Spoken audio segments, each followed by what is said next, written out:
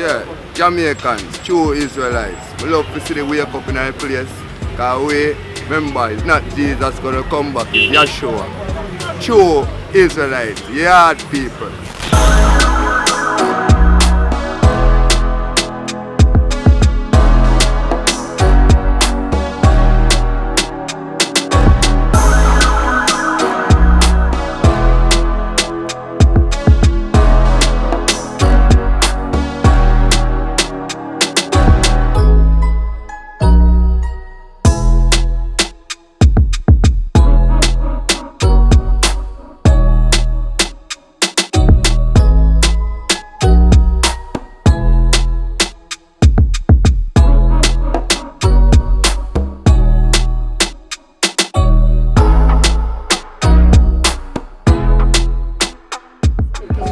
Silver wanted to hear the word "I apologize," or in your mind, you said, "I didn't mean to cause any harm." Were you apologizing, or did you not apologize? I didn't mean to cause any harm. I'm not the one that made the documentary. To know their own name. Why? Because he took it away from them. Please. 20 million black people don't even know their own language. Why? Because he took it away from them. 20 million black people who don't even know the history of their ancestors. Why? Because he took it away from them. Sorry for the hurt that your post caused people. It exists because white people think they're better than black people, and they want to oppress us, and they want us to allow ourselves to be oppressed. We're not going to suffer patiently anymore. No more turning the other cheek, no more blessing our enemies, no more praying for those who despitefully use us. We're going to show you that we've learned the lessons you've taught us, we've studied your history, and you did not take over this country by singing "We Shall Overcome."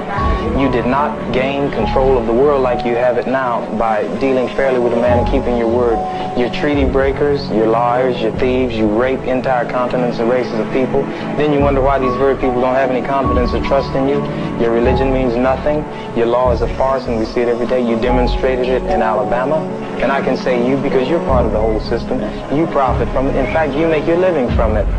You couldn't walk around and talk to people, stand up in your pulpit on Sunday and preach nice little songs and say, "Now we're going to give thanks to the Lord, for he is good, and old Jesus be among us." As far as we're concerned, your Jesus is contaminated, just like everything else you tried to force upon us is contaminated. Do you, I guess, understand or not understand those that might imply that that work had anti-Semitic leanings in it? I only ask this because the tweet is still up there, so We're in 2022. It's on Amazon, a public platform. Whether you want to go watch it or not is up to you. There's things being posted every day. I am no different than the next human being, so don't treat me any different. You guys come in here and make up this powerful influence I have over top of the adultery of you cannot post that. Black man. Look like he got dreads.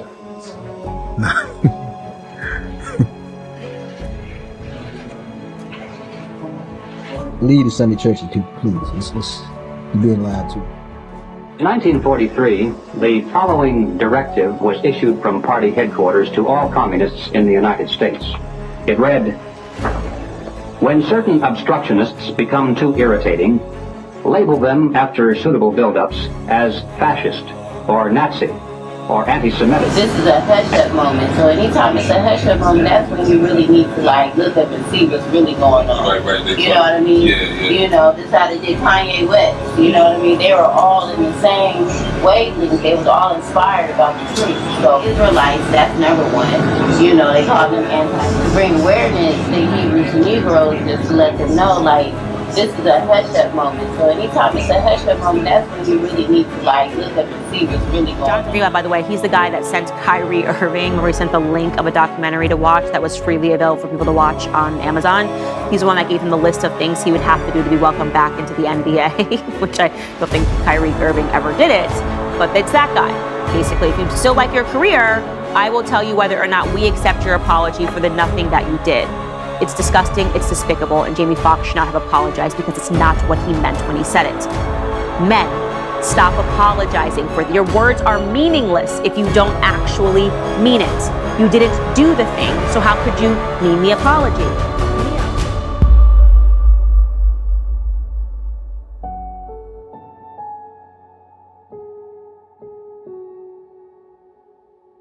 What is here? It's on a public platform. Did I do anything illegal? Are you surprised that reaction and some of the things that you did hurt people?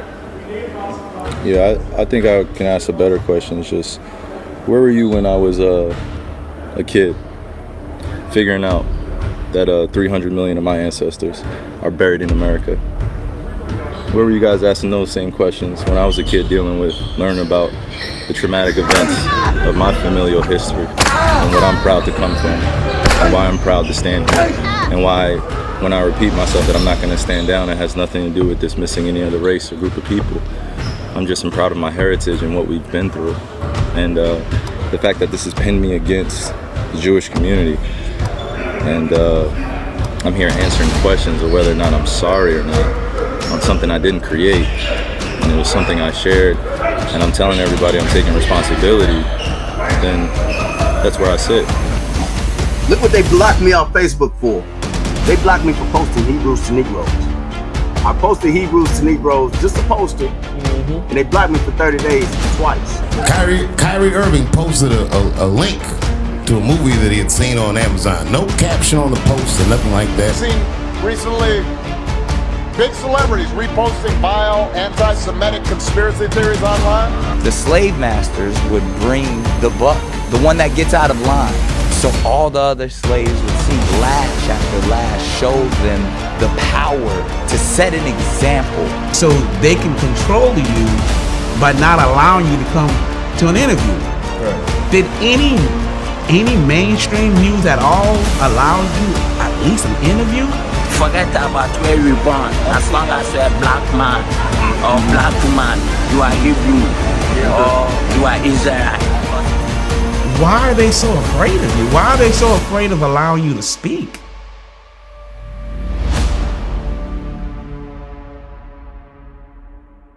But isn't that video for sale on Amazon? Yeah, it's an excellent point. That's the craziest thing ever. Mr. Ronald Dalton Jr., I'm very honored to have you here on the Panel Show.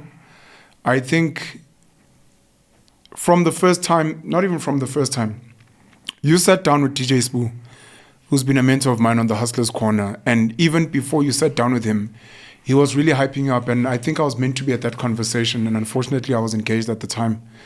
But from then, your name has been ringing in and out of my ears from various sources. I think it was probably meant to be that we were meant to sit.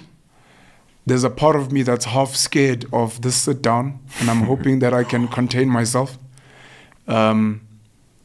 I'd like to add this disclaimer. I would like to engage you as if I've never heard of you and I've never heard of the work that you've done, so that you can present it at least to my audience and anyone else who's never heard your story as purely as possible. But welcome to the Panel Show, and I'm honored to have you here. I'm glad to be here. Thank you for having me. Two quick ones that I may maybe start with, that I may know. The way that you speak, and any interruptions with the way you speak, number one. And number two, what is the major piece of work that you have done that you'd maybe like us to speak about today? So, in 2015, I released a book titled Hebrews to Negroes, Wake Up Black America. And from the book, I did 4 books, and then a movie came out of it under the same title, Hebrews to Negroes, Wake Up Black America. And then after that, I did another movie, Hebrews to Negroes 2, Revelation, The Age of the Awakening. And the newest one that I dropped January 1st was called Hebrews to Negroes 3, Sound the Alarm. And these movies have created a lot of stir in America, Europe, Israel, Africa, and I could share my journey and story with many people that may not know what's happening behind the scenes to suppress and ban and censor this movie from the public, but more so black people in the Caribbean, black people in America, black people in Europe, black people in Africa, and beyond. The way you speak is the second question. Yeah. There's a specific way that you speak, and I believe there's a reason behind that. For anyone that's gonna maybe pick this up as we have a conversation. Well, before, like in 2022, it was weird because the difficulty in speaking started to happen rapidly, toward a point was that I couldn't talk.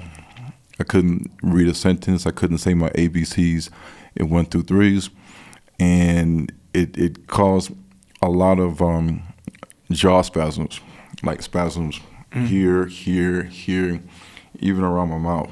And I didn't know what was going on.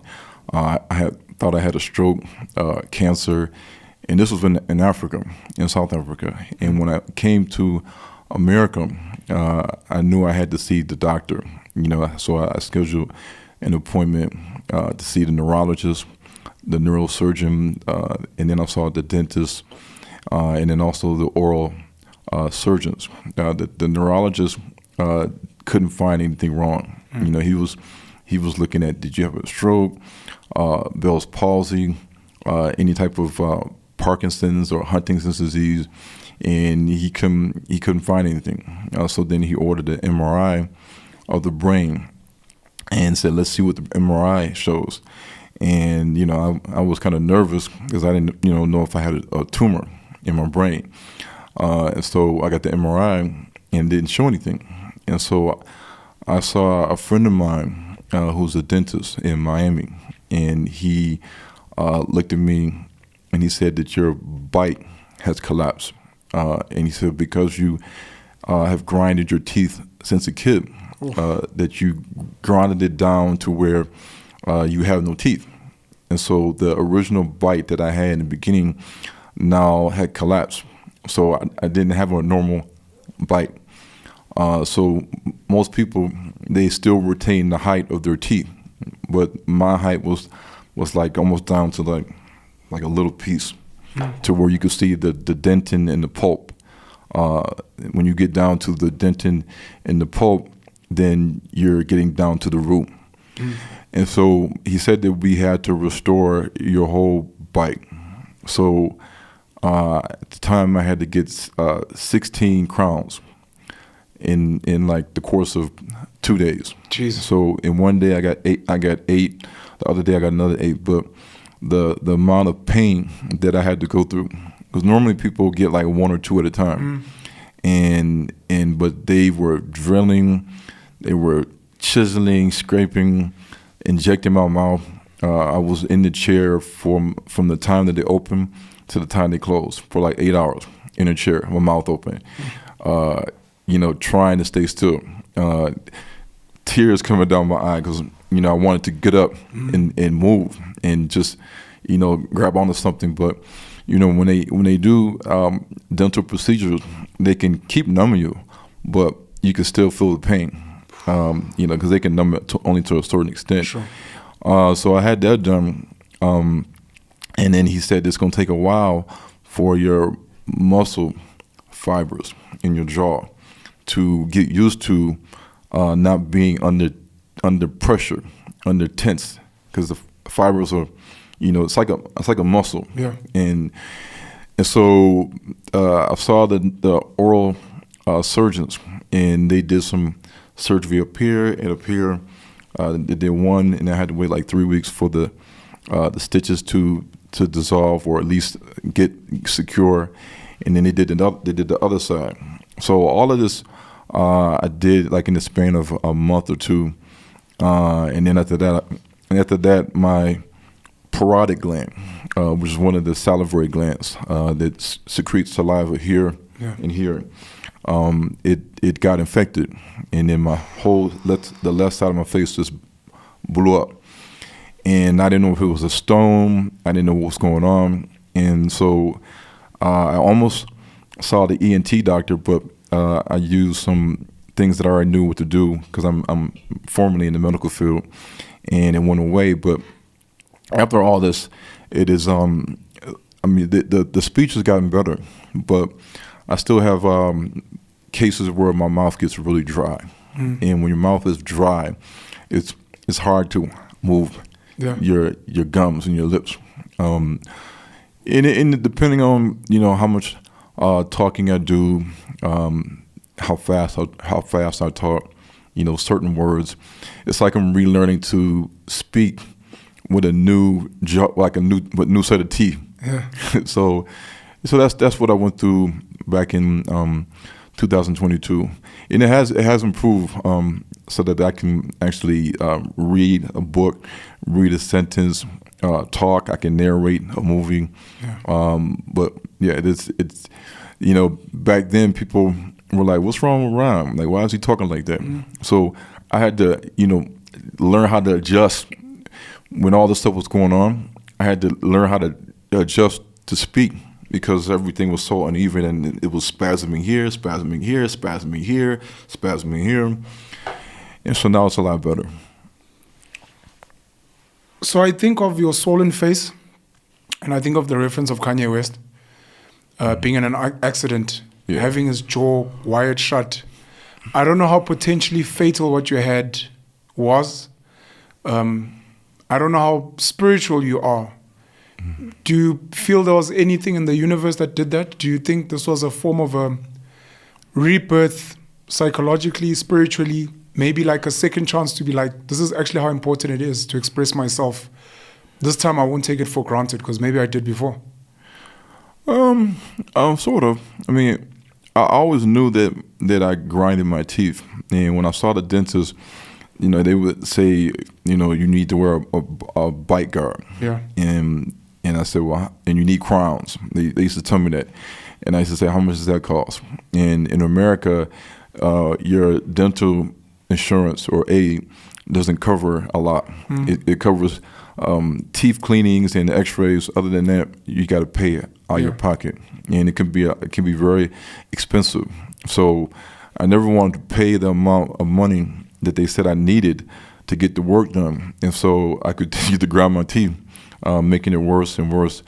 But I'm a lot grateful and a lot happier now that I can actually speak better, because not being able to speak, even to read like the words on that water, was difficult. I couldn't do it.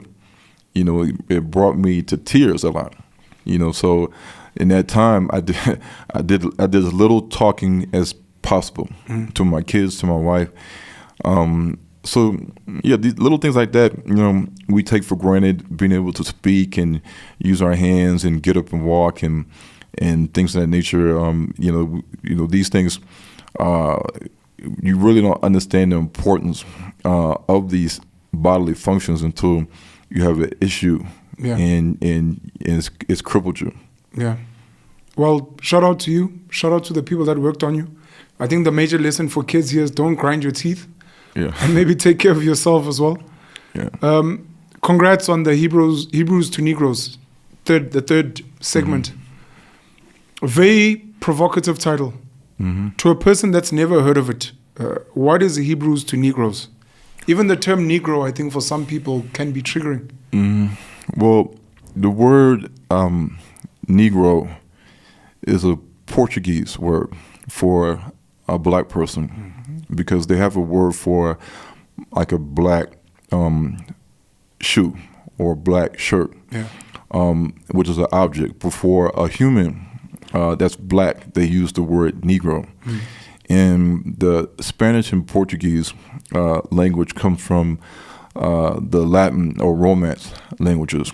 So in Latin, the word for black is Niger. Niger. In Ethiopia, they say Negus for king, but it doesn't mean black.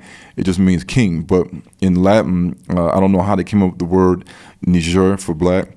And so off the word Niger, the Portuguese and the Spanish coined the term Negro for the black people.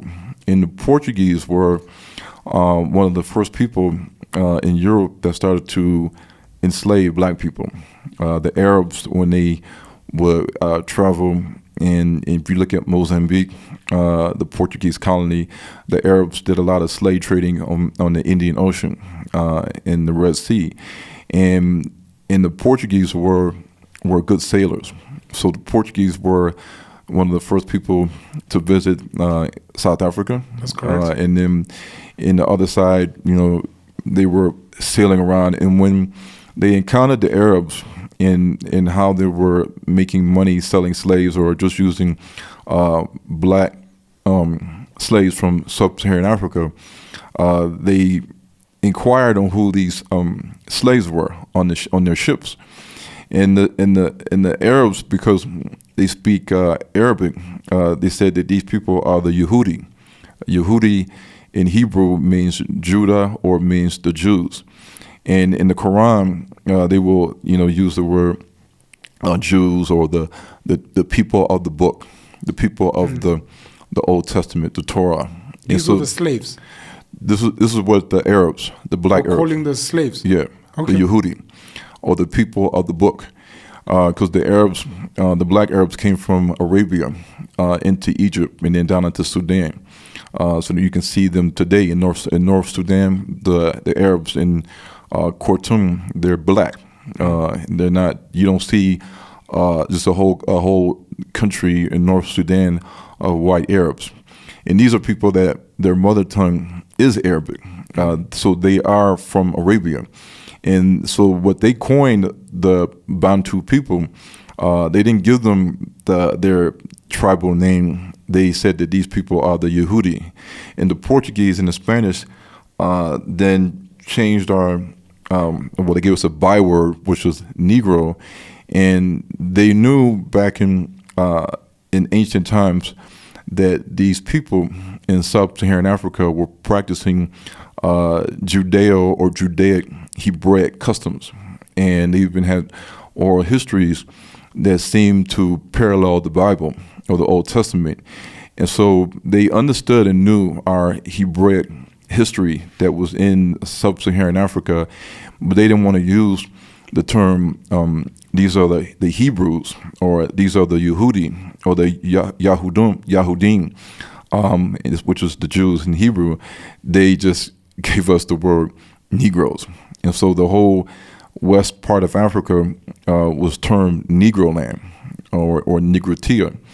And so this is why in America, many black people that are older than me on their birth certificate, it either says colored or Negro.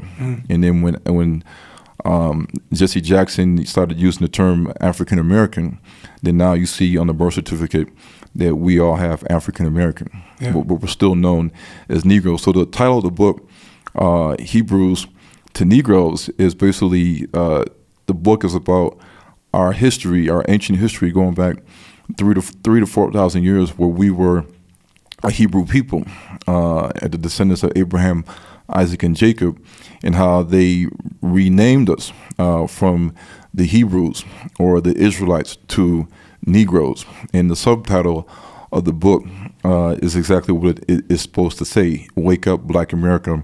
And the symbol on the book cover is the black fist raised up like this, because that's a symbol of power, or a mandala. The mandala. Yeah. Amandla. Mandala. Two quick questions. The first one, with the history you've given us on the etymology of Negro, is that where the countries Niger and Nigeria come from? Yes. Yeah. I mean, the British and those that conquered the lands, they obviously, the British people, today the Eastern and Western Europeans are the remnant of the ancient Romans and Greeks that once dominated, and then the Germanic, Gothic, barbarian people that dominated and conquered Eastern Western Europe. So, automatically they're going to, in English is a mixture of the Germanic languages and Latin, and it's a mixture. So, when they conquer Africa, they're going to name these lands under Romance or Germanic languages, just like in the Central Asia, you'll see a lot of Pakistan, Afghanistan, Turkestan, Uzbekistan, and stan is a Persian root word. So when the Persians came and dominated that area, they left these names that have the roots of the languages of the Persians. These are not English names. These are Persian root names. But in sub-Saharan Africa, yes, Niger, even Ethiopia, is based off of a Greek word. The same thing with Nubia. That's a Greek term. So, Cameroon is a word for shrimp. It's a word for shrimp. That's why they called it Cameroon. It's based off of, I think, the French word for shrimp is Cameroonese. So when they name, these countries, Ghana's not, but Nigeria or Nigeria is based off the root of these languages that come from Italy, Rome, United Kingdom, Great Britain. Yeah. Mm-hmm.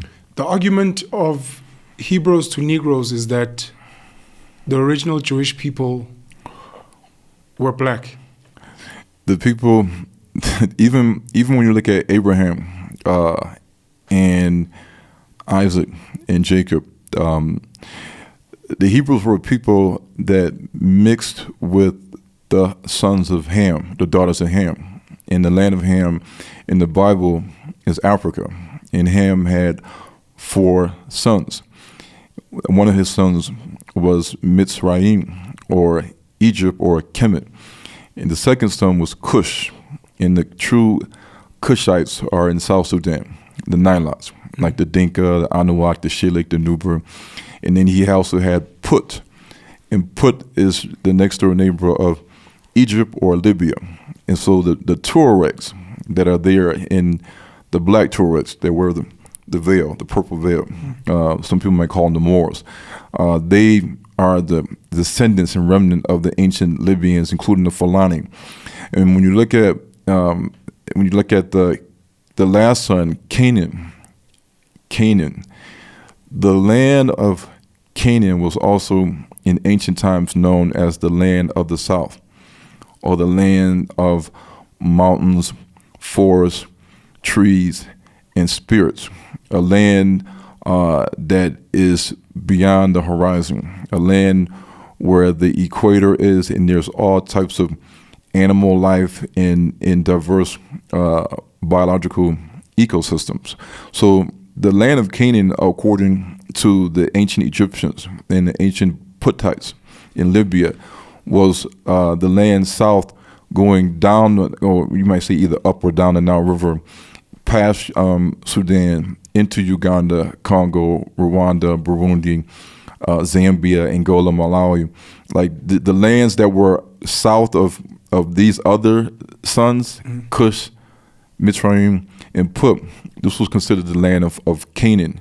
And the people that dwelled in these southern lands before the Bantu people left Egypt were the people like the Hadza, the Sandawe in Tanzania, the African pygmies that are scattered throughout Central Africa and South Africa, and the San people, the Bushmen. They were there before the Bantu people got there.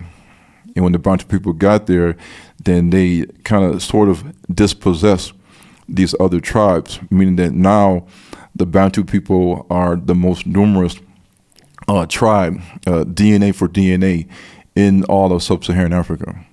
So if you check your DNA, my DNA, the DNA of people in Kenya, Tanzania, Uganda, Congo, all the way to Senegal and Gambia, Mauritania, even Nigeria and Ghana, you'll see that their paternal Y DNA haplogroup is the same as yours.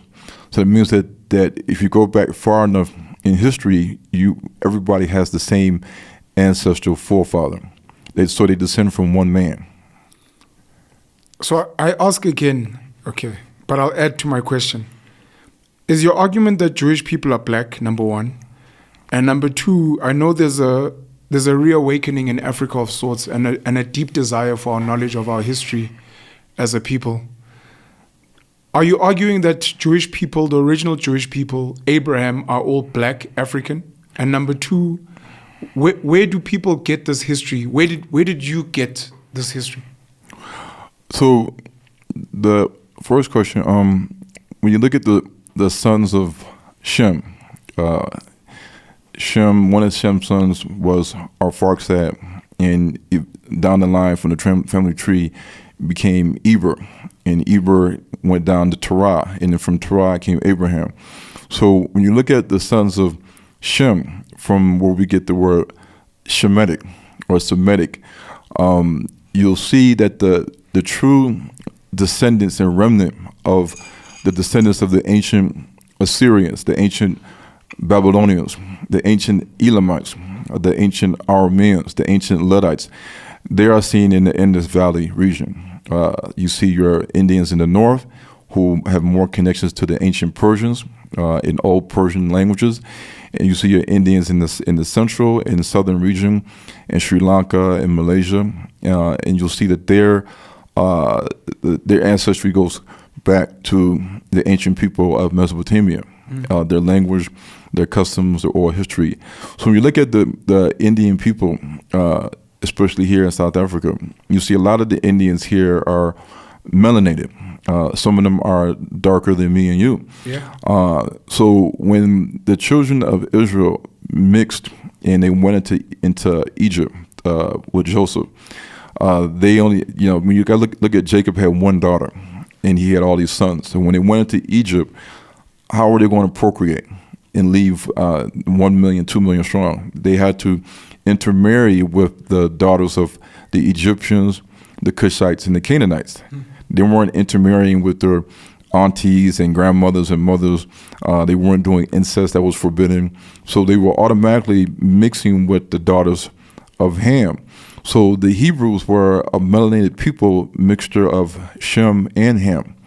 And this is actually seen in our DNA. So the ancient Hebrews, the ancient Israelites that left with Moses were, and what I would say, fall under the classification of a black race. Because if you look at the race today, you can say there's three. You can say white, you can say or Caucasoid, Negroid, and Mongoloid. You can add another 2 categories, but in terms of race, we had to classify the ancient Israelites in 2000 BC. Then they would not be classified under the Mongolian race or the Caucasian race. They would be classified under the black race. And today, the Jews that we see, they're not black. In Israel. Where does this history come from?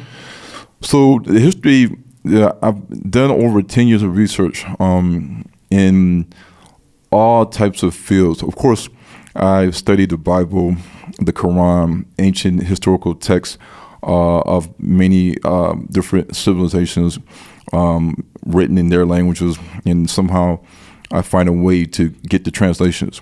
And then I also look at archaeology, I look at anthropology, I look at genetics, I look at linguistics, I look at things even down to diseases and study of the hair and what makes our hair kinky, what makes it curly, etymology, ancient maps, looking at the topography and the hydrology and just the landscape of the Bible calls the land of Canaan. In the Bible and in other texts, you can read these things. Like when we look at the land of Canaan, when the Israelites left Egypt and they were wandering in the wilderness, before they got into the land of Canaan, God told them, when you get into the land of Canaan, these are the animals you can eat. And you'll see words like impala, deer, antelope, gazelle, wild ass. A wild ass is a donkey. You'll see the word. You'll see. We just have to make sure. A wild ass is a zebra. When you look at the word in the Greek Septuagint, you'll see the word camel opard. Camel opard. And you might ask, well, what does the word camel opard mean in Greek? Because it's in Deuteronomy chapter 14. And when you look at the word for camel in Greek, it's Kamel. When you look at pard in Greek, it's a leopard. So the Greeks, when they saw a giraffe, they called it a camel or pard because it looked like a camel. It had a long neck. It was tall, but it had spots like a leopard. So when the Greeks described and translated the Hebrew oral history into the Greek Septuagint, they knew what the ancient Hebrews were describing and writing. And so when they used the word for giraffe or camel or pard, in the English or Latin version, they eliminate that. So you don't know that it was really a giraffe that they're talking We've about. got that in the Afrikaans language in South Africa. You do? The Afrikaans language, a giraffe is called a kameelperd. Yes. And you'll see in the Greek Septuagint that the Bible, it says rhinoceros, or it says monoceros. Now, rhino in the Greek means nose, like a rhinoplasty, a nose job. Yeah. And mono means one, and karos means horn. Yeah. And so we know that a rhinoceros has a horn on its nose. And some of them have two, some of them have one horn. Sure. So in the Greek, when it got translated to the Latin and English, we no longer see the word rhinoceros. In our Bible, we see the word unicorn. And we know that unicorns don't exist, and they have a horn on their forehead, not on their nose. So there's a lot of things when we look at the Bible and look at how it describes the land of Canaan as having water from above and water from below. It has mountains, hills, valleys, rivers, springs, and torrents of water. When you look at the etymology of what we see in English as torrents, they're talking about waterfalls.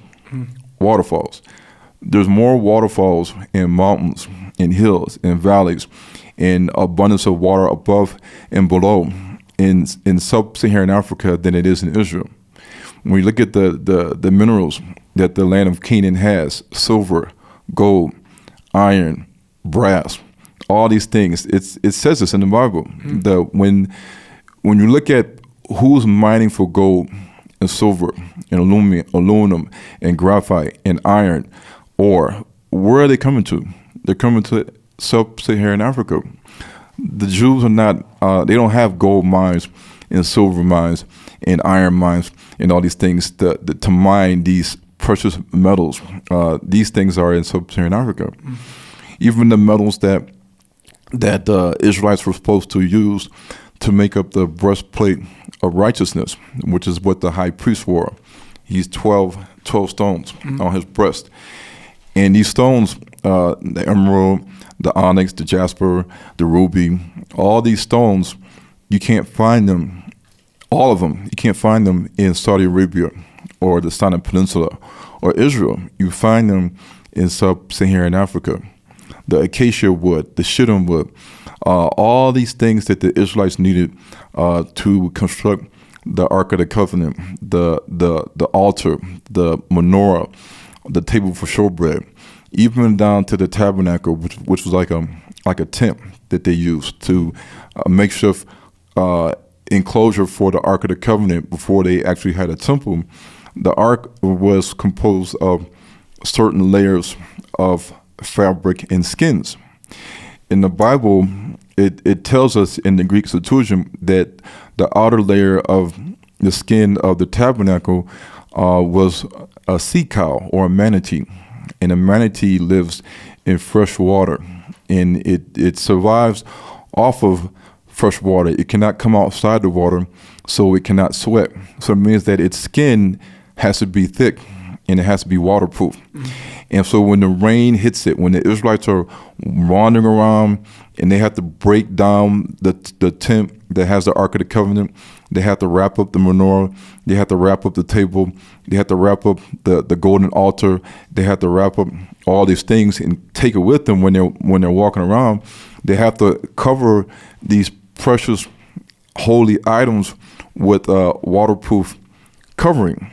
And this waterproof covering is exactly what the scriptures describe as a manatee and a sea cow. Manatees and sea cows don't live in salt water, like hot salt water like the Red Sea. You see them, you have the Congo River, the Senegal-Gambia River, the Niger River, the Zambezi River, all along the west coast and Central African coast is where you'll see manatees in what we call mangroves. You might call them a swamp, but this is where you see all these manatees. And so, a lot of things that when I read the Bible, I look at it from a African lens.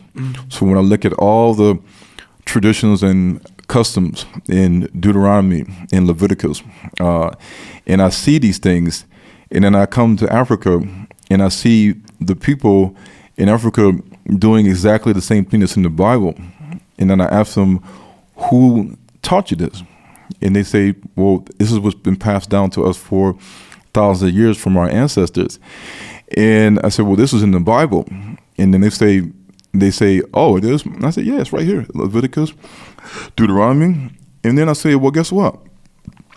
And they say, what? I said, well, how do you say this in your language?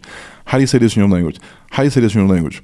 What does it mean? And they'll tell me, and then I'll say, this is how you say it in Hebrew. This is what it means in Hebrew. And when they see the connection, they say, wow. And then when I show the same thing and say, how do you say this in your language? And then I say, this is how you say it in Egypt. And the ancient Egyptians say it. This is how you say it. It's the same thing.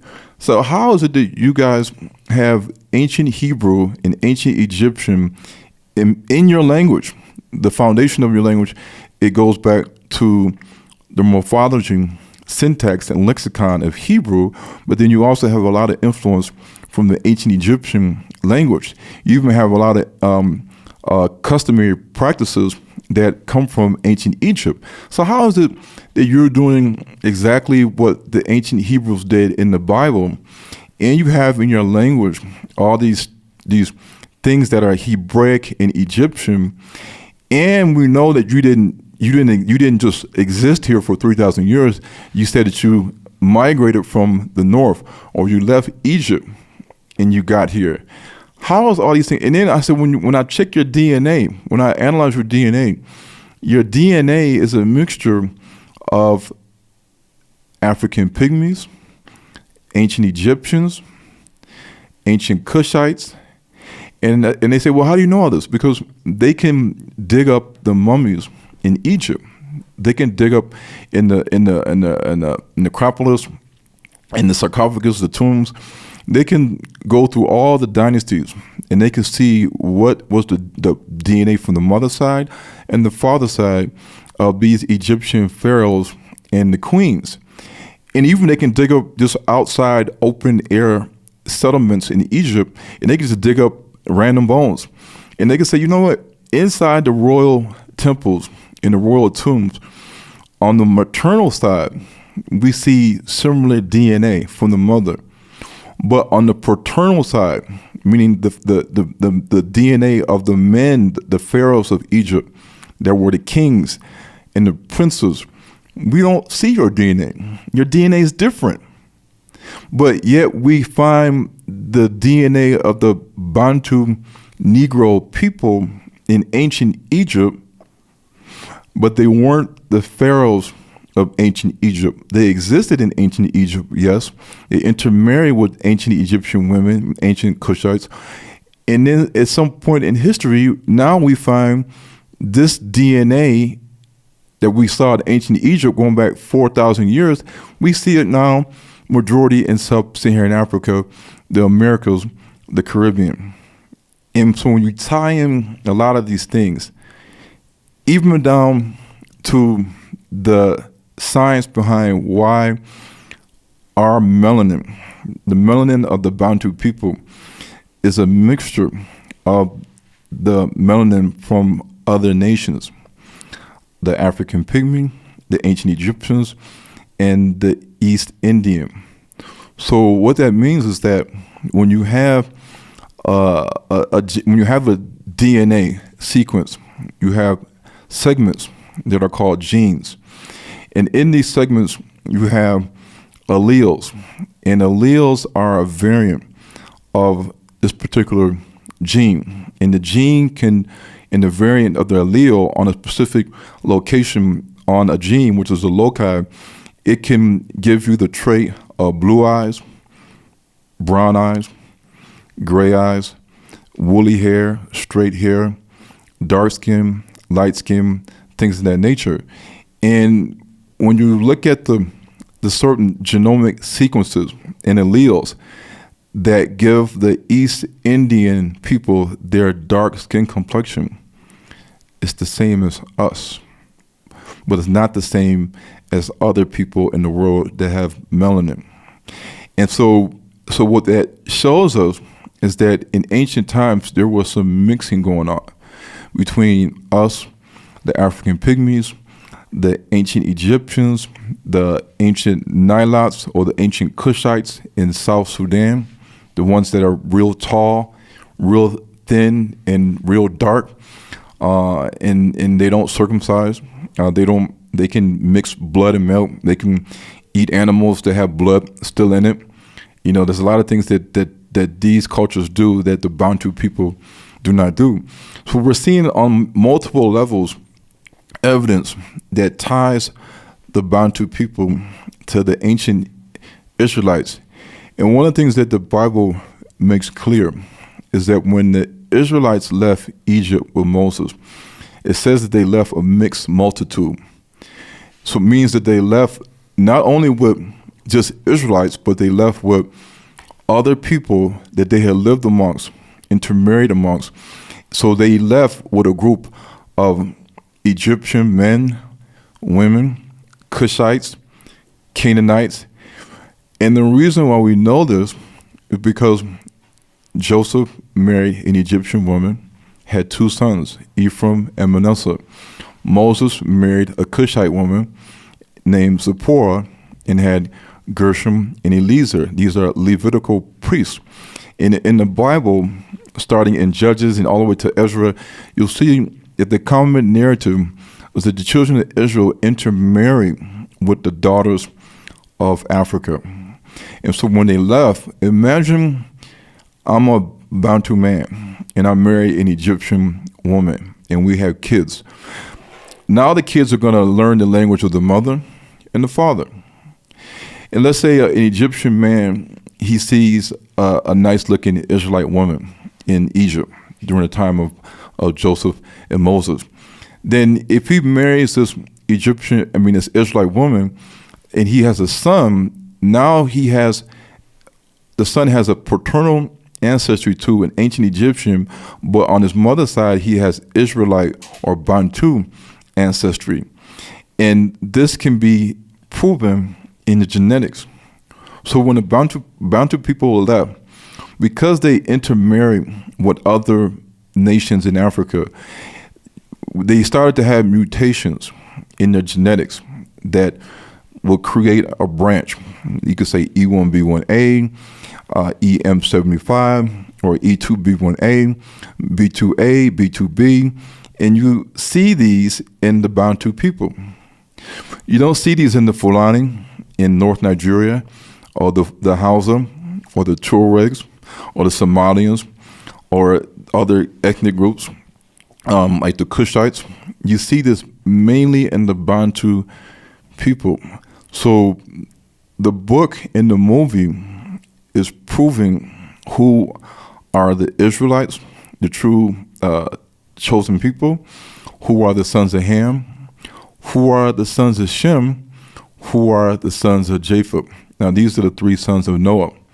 And so what many people, non-black, that they don't like is they don't like it when the narrative is told that Jesus was black, the Israelites were black, Abraham, Isaac, Moses, Ezekiel, all these prophets were black. They don't want that narrative to be taught in schools in America or in Africa, because in Africa and America, the conquerors make you learn their history. The conquerors make you learn their colonial language. And the conquerors, if they can, they'll tell you that the things that you're doing is pagan. it's fetishism. They'll tell you that, do away with this, and this is how you dress, this is how you talk, this is how you live, and this is part. And they'll even try to take away your mother tongue, and if they can't do that, they'll take away your ability to write your ancient script, because the Bantu people, they don't use their original script. Like if I told you to write your name, you would write it in English. You're not going to write it in your original script. But if I ask a man from Tamil Nadu, India, how do you write your name in English? He could write it in English, and I said, write it in your own language. He can write it in his own script, whether it's Hindi, whether it's the Tamil language, cuneiform. The same thing with Japanese, Chinese. They can write their name in their own script, their own language. The same thing with Native American Indians. The same thing with the Arabs that use Arabic. Yeah. The same thing people in Central Asia. They can write in the runic symbols. Everybody can write their own script and speak their mother tongue, except the Bantu people. The Bantu people, they don't have their own writing alphabet. Like the Ethiopians. Where did it go? Who took it? How did they lose it? The Ethiopians have Ge'ez. They have Ge'ez. So Amharic, Tigrayan, Tigray, all these languages that are Semitic, they can write it in their own script. They're black, they're in Africa, but right outside of Ethiopia, in Uganda, Kenya, Tanzania, Congo, down to South Africa, down to Ghana, down to Gambia, you ask any black person, write it down in your original language, and they can't do it. What is the significance of teaching people this history? What is the significance of even validating the Bible as a true account of history, but saying it has been misrepresented and it's actually about you? What does that do for an ordinary person today? Well, for us, it could tell us why we are in the condition that we're in. They could tell us why the Europeans came to sub-Saharan Africa and they decided to, in essence, cast lots for my land. And the Bible says in the book of Joel that the other nations were going to capture his people and send them into captivity. It also says that they're going to cast lots for your land, meaning that they're just going to randomly decide what land that they want.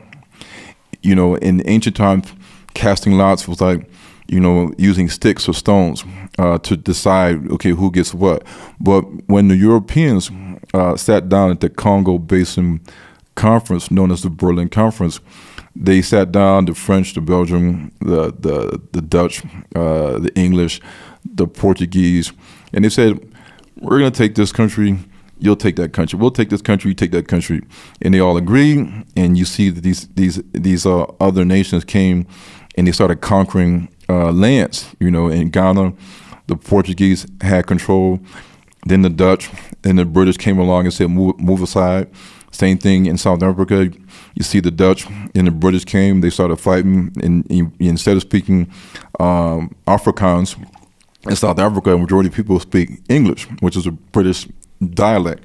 And so when the Bible mentions that the land of God's people are going to be carved up and divided and given away to another people, and it says that the people living in his land are going to be captured and sold into all nations.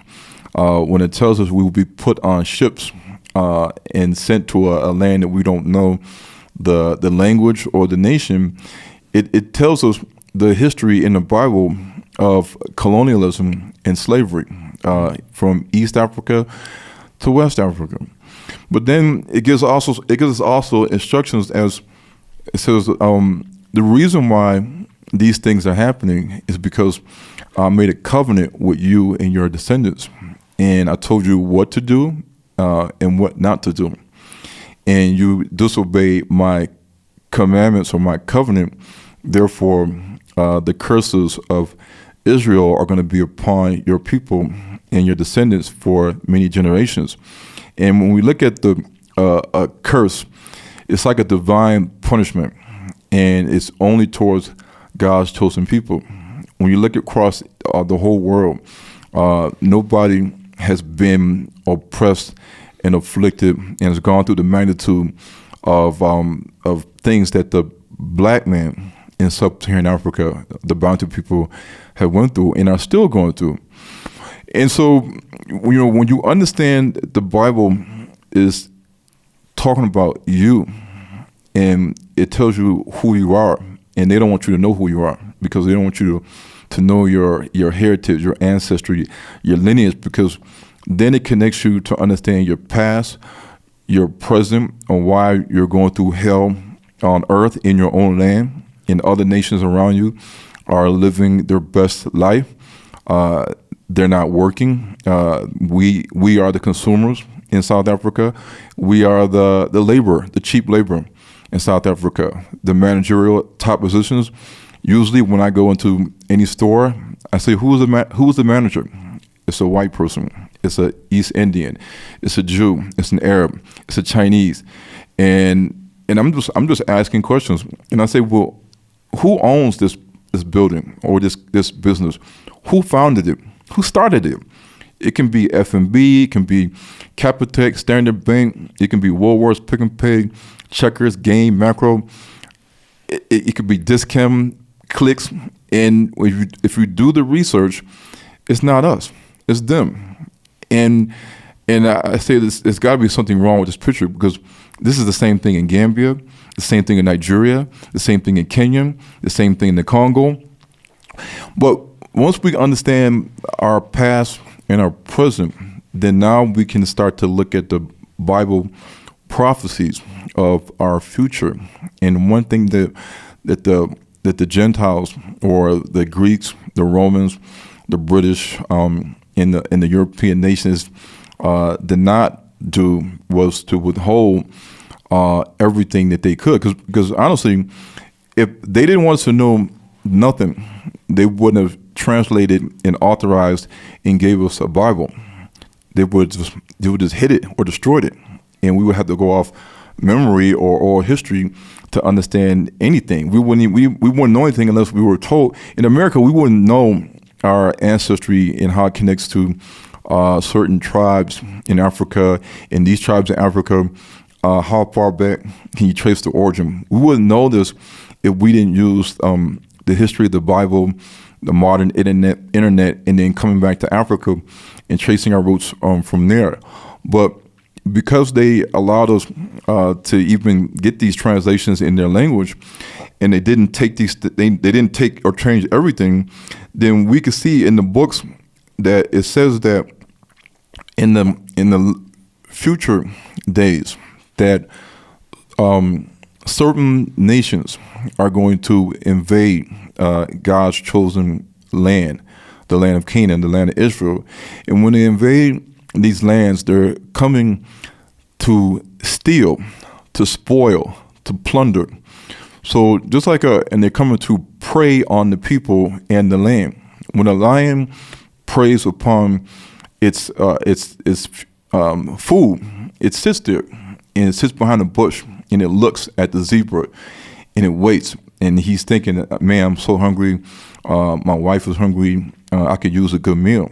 And then eventually he figures out a way that he's going to creep up on the zebra and attack it and kill it so that he can have a meal.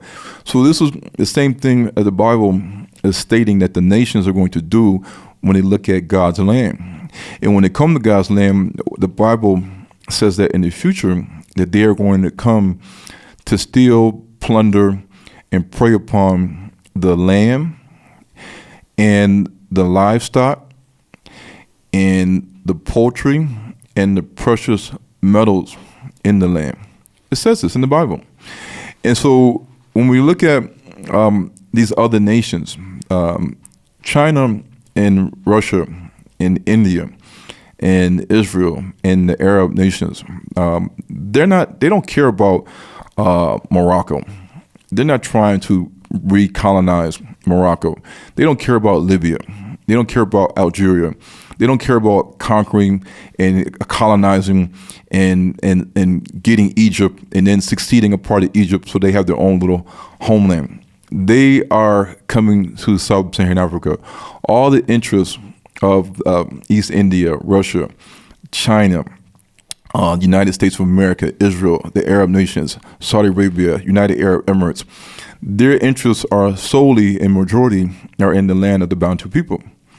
They're coming not to live together in harmony and peace. They're coming to take and for their nation to survive and to make money, whether it's in their country or here in Africa. So the Bible tells us which nations to be prepared for and to be on guard. It says this, in the latter days, these other nations are going to come upon my land like a cloud, like a storm, and they're going to cover the land. And it says in the Bible, be thou prepared in all of my people that are assembled unto thee. And we don't know, when you read the Bible, we don't know who these nations are because we don't see China, Russia, India, the Arab nations. And we don't see these United States of America. We don't see these names in our Bible. These names in the Bible have other etymological meanings, such as Gomer and Magog, the land of Gog, Togarmah, Meshach, Tubal, Persia, Cush, Put. And when you read the Bible, the average Christian is not going to understand who are these nations today.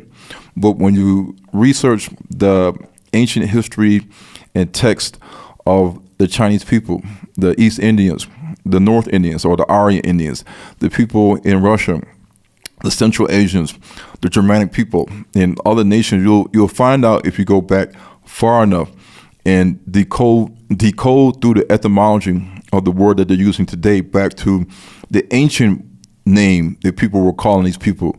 You then will find out that China is the descendants of Gomer. And Gomer is one of the nations in the Bible in Ezekiel 38 that it says that's going to be one of the nations that's going to come to Africa to plunder, to steal, to spoil, to get land, to get livestock, to get silver, gold, and precious minerals in the ground. It says this. And when you look at Russia, you can decipher it. This is in my movies. You can decipher who are the Russian people biblically, because then we know that these are the Russian people biblically, then they're on the list too. If we see that the East Indians or the Aryan Indians, which are the Indians that dominate India, the light-skinned Indians, like the Mahatma Gandhi and the Prime Minister Modi, they are Aryan Indians. They're from Gujarati. They speak the Gujarati language. They're light-skinned Indians. They're not dark-skinned Indians. We're from the north.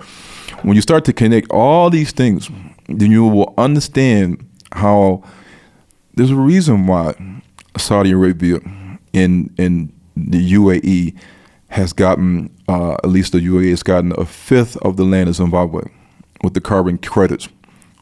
That's 20% of the land of Zimbabwe they signed off to UAE. Saudi Arabia has a lot of land deals under the carbon credit scheme in Africa in 5 different countries. I think it's Tanzania, Zambia, Kenya, Liberia, and another country. If you look at Russia just wiped off the debt for a certain African country. He just said, forget about it. You don't owe us. You don't have to pay us back. But a lot of times when you look at a lot of these deals on how these other nations are giving aid and they're helping Africa, it comes with a price. It comes with a price. And the price is not going to positively benefit the people because at the end of the day, the most important gift that God gave his Israelite people was land.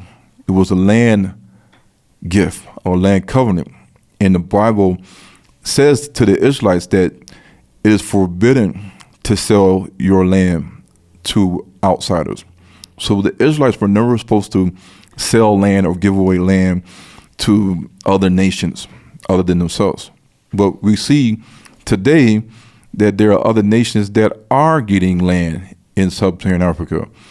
In South Africa, a lot of the land, at least in a lot of the tours that I've been on at the Apartheid Museum, in the prison where they were holding people that rebelled against the apartheid system, and they have it on there on the wall. They made it clear on the wall that the majority of the land in South Africa is owned by non-black people, and so, you know, we got to ask ourselves, how did that happen? You know, how did stealing land and stealing human beings become a Christian thing to do? Because it's forbidden in the Bible to capture a man or steal a man and then sell him. In the Bible, the punishment for that is death. And of course, we know in the Bible, thou shalt not steal. And when the colonizers came to Africa, they first came with the missionaries. They came with the missionaries, and the missionaries came into the Congo. They came here. They came there. They devised land grabs in Rwanda and other areas, and then they came in with the military to take over. And so, at all levels, people in sub-Saharan Africa have been bamboozled. And part of the slumber that we're in, that they want to keep us in, is us not understanding our identity, our ancestry, our lineage, and our heritage. Because if they can control history, then they can control the future. And if we don't know who we are, then how can we do all things in accordance to who we are? And if they know who we are, but we don't, and they know what the secret to our success and rise is in Africa, they're going to do exactly everything they can to stop us from rising. And that's exactly what they're doing today with the censorship and banning of the movie Hebrews to Negroes in America and in South Africa. A lot of people don't know that for the last 2 years, I've been fighting the South African Jewish Board of Deputies, because they petitioned in March of 2023 to ban the movie Hebrews to Negroes, Wake Up Black America, so that no person in South Africa can see this movie. Majority of South Africa is black. The Jewish people in South Africa make up less than 1% of South Africans, but yet they had the power to petition to the South African Film and Publication Board to say, we want this film rated XX, same level as child pornography. We want this movie to not be able to be exhibited or distributed or watched, period, in South Africa. And we have to ask ourselves why, because last year they hired lawyers, worksmen's attorneys, and I battled them, and I defeated them. That they used Section 18, and I defeated them, and then now they went to Section 19. And so last week I had to go before the South African Film and Publications Board and met with them again. And I said, why am I meeting with you guys again? I thought I defeated the South African Jewish Board of Deputies. And they said, no, well, you did. And they said, well, they are using Section 19 now. And I said, okay, what's the issue? I mean, the same issue they had with the movie last year. I mean, has anything changed? And they said no, but they came here, they physically came here after you defeated them November the 8th, 2023. They weren't happy. They didn't give up. And they came back here in January 29th, 2024. The South African Jewish Board of Deputies and Worksmen's attorneys had a meeting in Centurion at their head office. And they met with them and said, hey, under Section 19, we want to appeal this decision because we want this movie to be banned. And I said, okay, so here I am again fighting the Jews. And I said, if I defeat them again, what's next? And then he said, well, I'm glad you asked that question. He said, next, they can use Section 20. And I said, what does Section 20 say? And he read it in the rule book. And I said, what's after that? He said, then they have to appeal to the high court. And I said, okay, if they get shot down and they get defeated in the high court, what's next? And then he said, the Supreme Court. And I said, okay, if I defeat them there, then what's next? And then he said, well, the president of South Africa is over everything. And so I said, this is crazy, because how do the Jews how can they keep doing this, and why are they doing this? And they said, well, we don't understand, because never in the history of South Africa, in the history of the South African Film and Publications Board, have we had this type of film that another group of people that are really a minority in South Africa, that they want this film banned. He said usually films that are contested to be banned are films that contain child pornography or homosexuality. And he said, but your film has none of these things. So I don't understand why they want this movie banned. And so he said, if this movie is banned, it'll be a first in the history of South Africa, in the history of the South African Film and Publications Board. And I said, well, guess what? I said, if the Jews are successful in banning this movie so that no South Africans can see it, then South Africa will be the first country in the world to ban this nonfiction, historical, biblical documentary that's about Black history. They'll be the first country in the world to ban this movie at the hands of the Jews, who in essence are the minority. And I said, does South Africa want to be the first country on the list to be televised as banning Hebrews to Negroes when it's a Black country? And he just looked and didn't say anything. And I said, well, imagine Black people are the minority in China, and there's a Chinese filmmaker that says this is a documentary about the ancient history of the Chinese people going back to 3000 or 2000 BC. And the Chinese filmmaker wants to show this movie to Chinese people. And we got some Black people in China that make up like 0.05%, say, hey, we don't want you guys to show this movie because we don't like it. You think the Chinese people or the government would allow Black people in China to ban a Chinese-made movie about the history of the Chinese people? No. But somehow, some way, in South Africa, under these regulations, the Jews have the power to contest this, and if successful, they will have essentially banned a movie about Black history, because at the end of the day, the subtitle is Wake Up Black America. And when I showed the movie at Soweto Theater, because prior to Soweto Theater, we had booked the Monte Casino Theater, the IMAX Theater 11, for May the 20th or May the 11th. And I signed the contract with Ster-Kinekor. I paid the money and everything was a go. We were advertising. We asked DJ Spoo if he could be a speaker at the event. He said yes. And we were passing out flyers on William Nichols and different areas in Johannesburg, and then also in Soweto. And then 10 days prior to the movie event, I get an email from Ster-Kinekor, and they said that Tshogo Son made an executive level decision, and they told us to cancel your contract with Ster-Kinekor. And I said, why? And they said, we don't know why. And they said it's not up for negotiation or discussion. They said that the movie event is effectively canceled as of today. And I said, well, in the contract, it gives you reasons why you can cancel the contract. And you guys have not given me any reason that's valid to why you can just cancel my contract. And I paid the money. And they said, well, we know, I'm sorry, we're just as in the dark as you are. This is Ster-Kinekor. And I said, well, I want my money back. He said, oh yeah, we'll give you money back. And I said, wow. And I said, how did they find out about this? And they said, we don't know. So then I did the research and I Googled the history of Tshogo Son, or Southern Son. in Monte Cassino theaters, and a Jewish man named Solomon Kirzner founded it.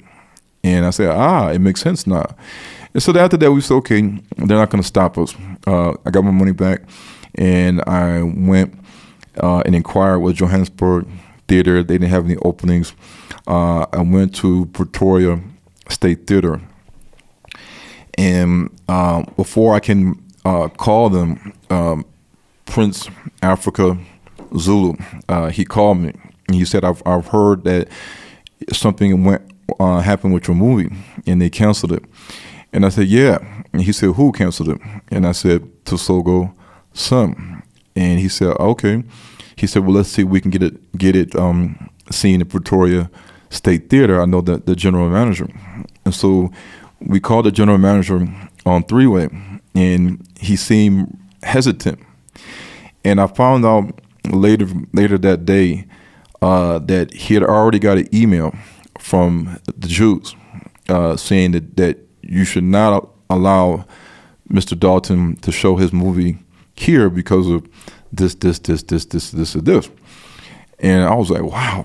I said, before I can even sit down and talk to the man and inquire, they already canceled Monte Cassino. And so they already did their homework and were 2 steps ahead. They were thinking like, okay, we canceled Monte Cassino. What is this guy going to do next? Where is he going to show the movie now? Ha, we got him. He can't do it. I'm sure they were laughing like. But then they intercepted before I can even get to Pretoria State Theater. So then that was a no-go.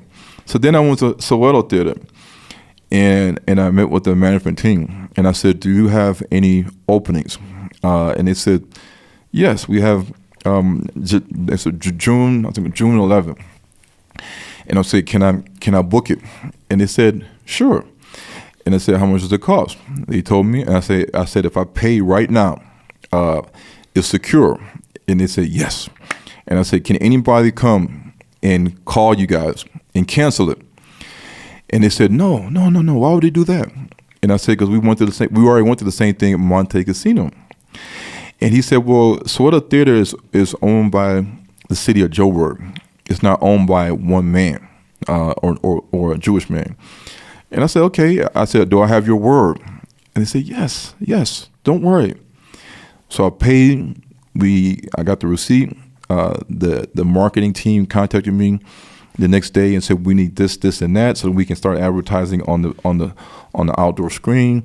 We can advertise at Mapunya Mall or Jubulani Mall, and we could put the information on the website.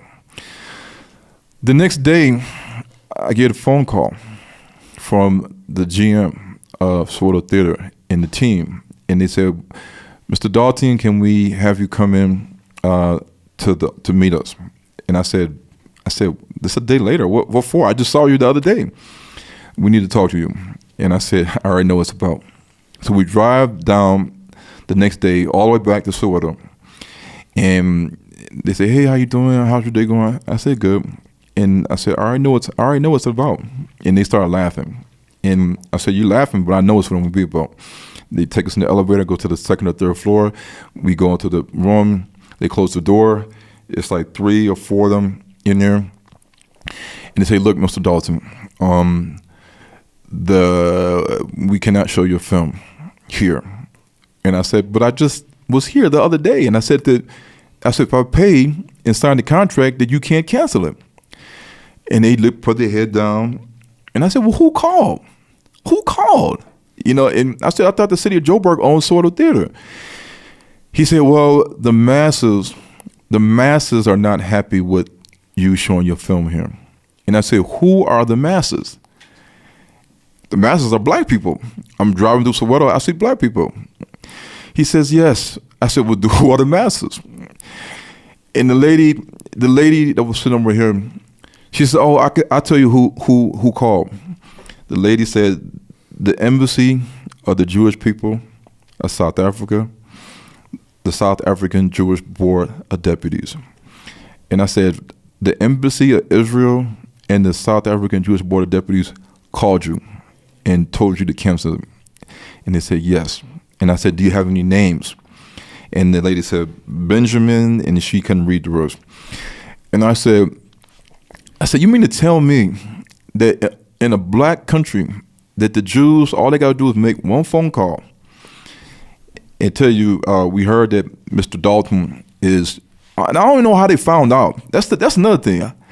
The next day, after I signed the contract and paid, they somehow made a phone call. So I don't know if there was a mole, there's a snitch. I don't know. There's somebody follow me with a camera. Like, okay, we're following him. He's going to Soweto Theater. So he's trying to show the movie at Soweto Theater. So we had to call them and see what the outcome is, and if they had any dates for him to choose, and if he was successful in securing a date. If we did, we got to call them and shut it down. So the next day, they told them to shut it down, and so then he tells me, unfortunately, we're gonna have to shut it down. And I said, you know what?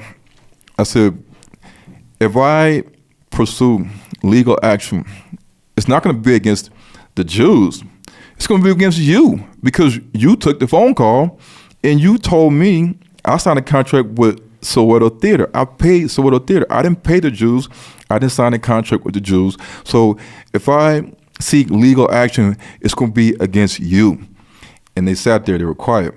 And I said, do we have any power? Do black people have any power in South Africa? And they said no. They put their head down. And I said, you told me yesterday that nobody can call and shut this down. I told you what happened at Monte Casino. And they said, yeah, we know, but don't worry, nobody can shut you down. And I said, here we are. And they're shutting us down. You're telling me we can't show the movie here. I said, and guess what? I said, how many people can Soweto Theater hold? And there were like 400 people or so. And I said, so they're worried about 400 and something people, black people, watching this movie. That's what they're worried about? And the country has 60 million people, and they're worried about 400 black people sitting down and watching this movie? And they want to tell you, no, it cannot happen? He said, I'm sorry, Mr. Dalton. There's nothing we can do.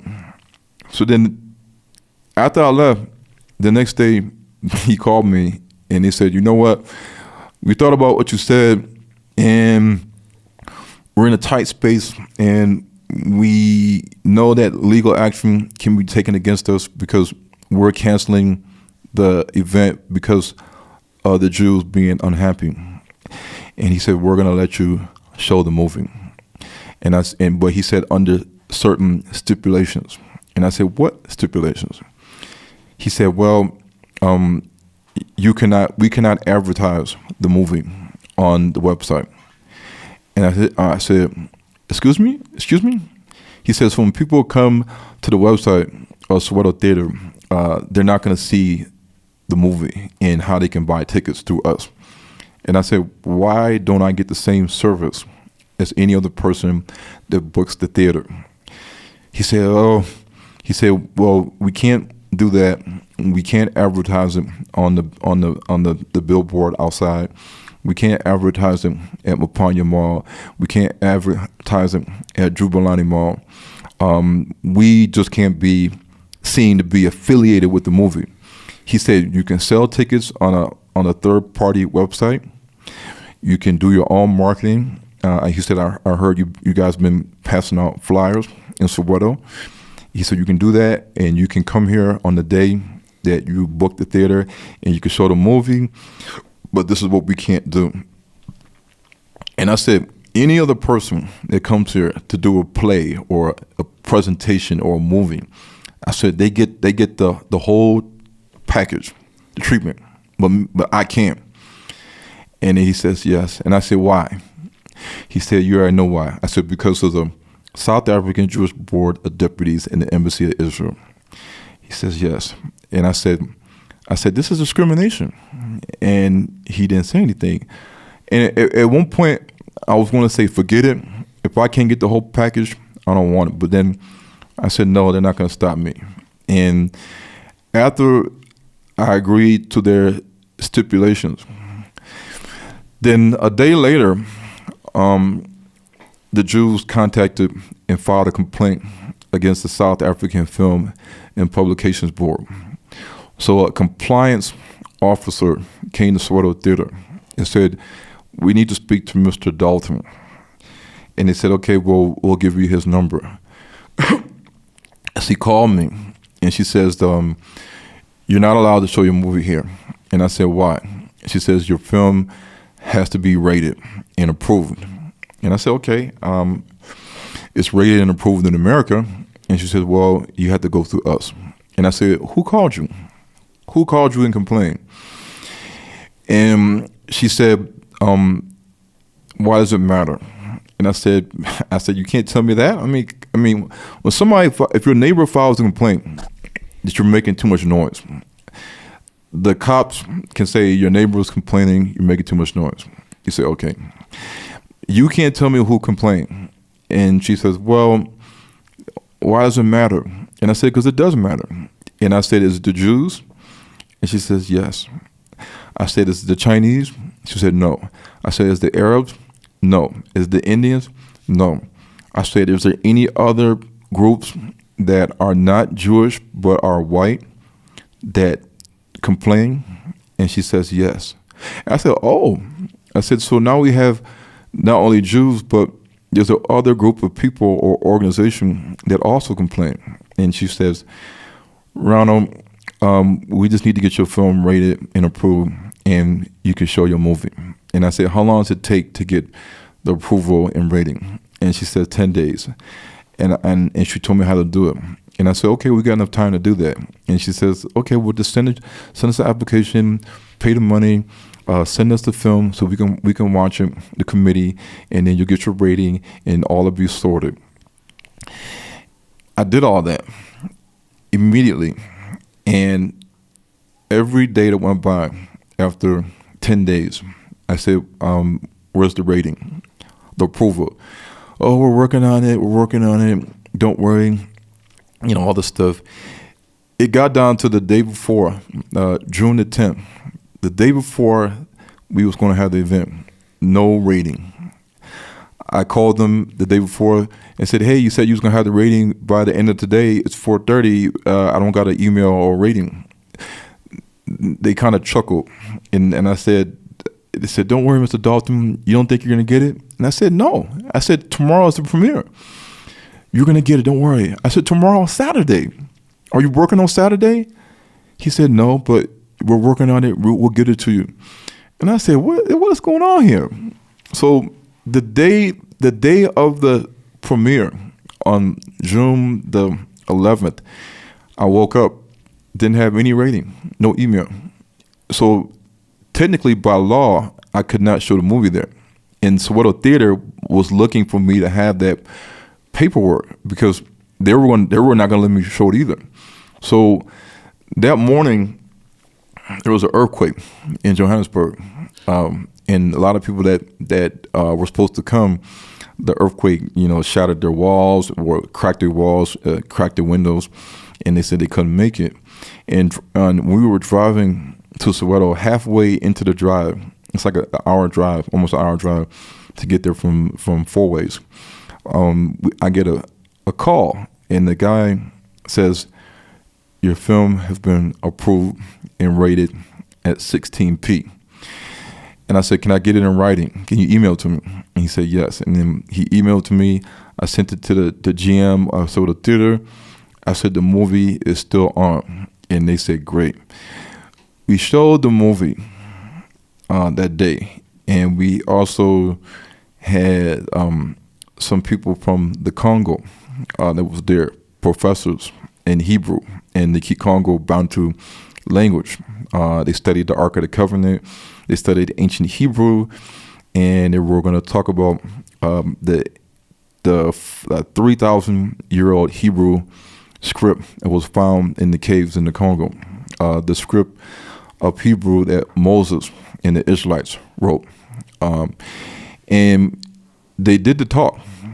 And after the whole thing was done, like I had security there, and I had a security caravan drive me back to my house. And I had 3 videographers that were there.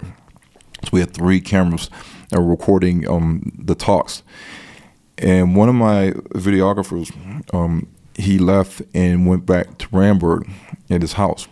And when he got to his gate, opened the gate, he said a BMW pulled up, no license plate. And he said 2 guys got out, and they had the face mask on, and they had guns. And they said, don't scream. If you do what we say, you won't get hurt. And they said, open the trunk. He opened the trunk, and they went into the bag that he had the SD cards. They went in there, shuffled around, looked in the bag. They seen the SD cards, and they took it. They closed the trunk, and they took his phone. They took his keys. They got in the car. They left. He said, Ron, they didn't take my wallet. They didn't take my money. They didn't take the camera gear I had in the front.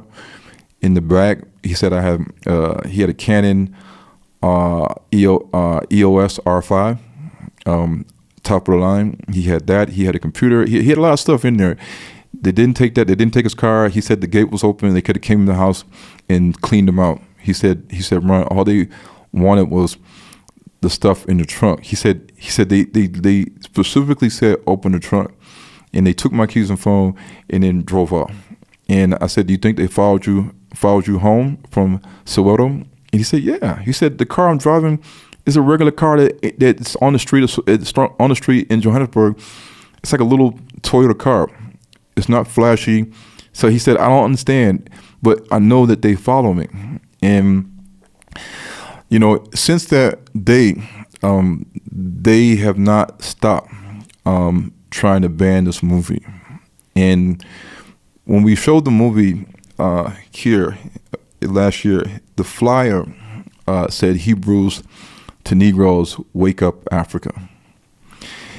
And when last year I had bought some billboards through AdReach, and when we put the billboards up on different streets, people started complaining, and I said, why?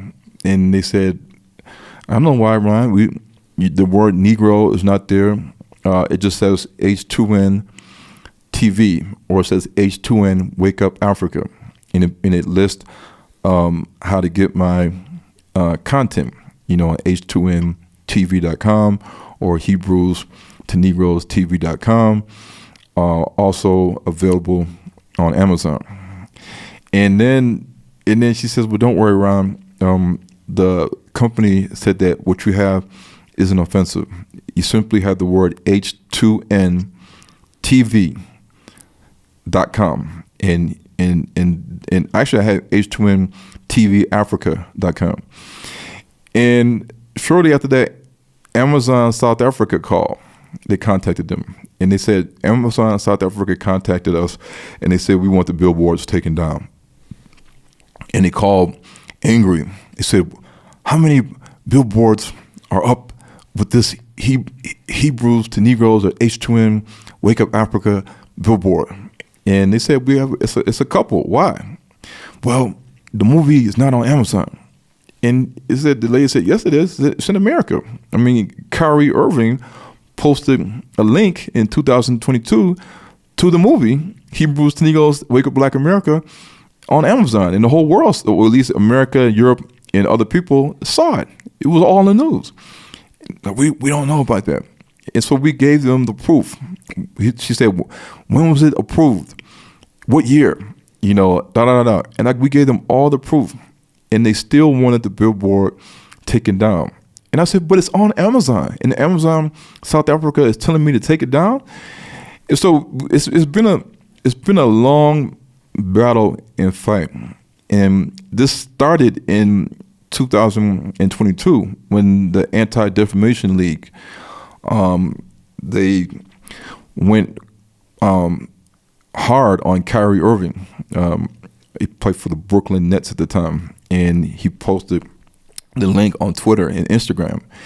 And immediately after doing that, the ADL and the mass media, Rolling Stones, CNN, the Washington Post, the New Yorker, New York Times, all these agencies were talking about it. Even people in the NBA, like Shaquille O'Neal, LeBron James, and Amari Stoudemire, and different newscasters, they were all attacking him, saying that he needed to apologize. He needed to take down the tweet. He needed to donate $500,000 to the Jewish community. He needed to get re-educated. He needed to sit down with the rabbis and get sensitivity training in the history of the Jews. And he had to go through all these hoops. Meanwhile, the movie was approved and was still streaming on Amazon, making them tons of money. And I'm sitting at, in my Airbnb, just looking at all this manifest in America. Kyrie Irving lost his deal with Nike. I think he had a $10 million deal with Nike. He lost the deal. And at the same time, Kanye West lost his deal with Adidas for all this stuff that they were saying is anti-Semitic. And when all this stuff was happening, Amazon is not really under fire. And I'm sitting back, and Kyrie is saying to the reporters, he said, I think Adam Silver wants to hear you say, I apologize to the people. And he says, you asked me to apologize, but I'm not the one that made the documentary. And he said that, I'm not the one who made the documentary. And the mass media never would mention my name. They would barely mention the name of the movie. On live TV, it was the anti-Semitic film, the anti-Semitic book, the film. And they would never say my name. Usually if a film is causing a lot of controversy, you'll see film made by this guy, like The Passion of the Christ. Mel Gibson made the movie. There was some scenes in there that were anti-Semitic, and Mel Gibson was under fire. Everybody knew that the film was called The Passion of the Christ, and Mel Gibson made it. They said it. They said his name. But, for America to react, the American media and the Jewish community to react the way they did, and I simply told people I said, remember you guys, they want to ban this movie from all digital and physical platforms in America. And the subtitle of this book and movie is Wake Up Black America. I said, think about it. There's a group of people that do not want America and Black Americans to see this movie or to read this book that is called Hebrews to Negroes, Wake Up Black America. They don't want you to wake up. The books are 700 pages long. The movie is 3.5 hours long. The whole movie is not about the Holocaust. The whole movie is not about Adolf Hitler or any type of person that may have quoted something that may seem prejudiced. And they know this.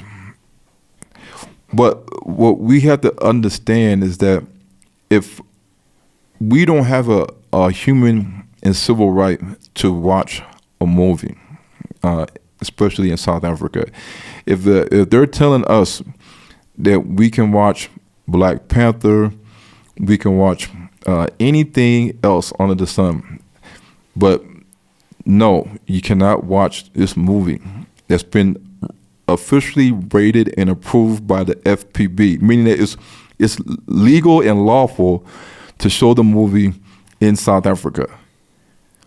Then why does a certain group of people do not want you to see this movie? It's like telling a Black person, you can't sit there. You can't drink at that water fountain. You can't use that bathroom. You can't go in the store. You can't go to this area. You need to stay over here. You're being segregated. That's like apartheid. Segregation. The same thing they did in America. Blacks can't use certain restaurants. They can't go to certain toilets. They can't sit on the bus. They can't sit at the seat. You know, it's whites only, colored only, or blacks only. This is a form of segregation. You can't have this because we said you can't have it.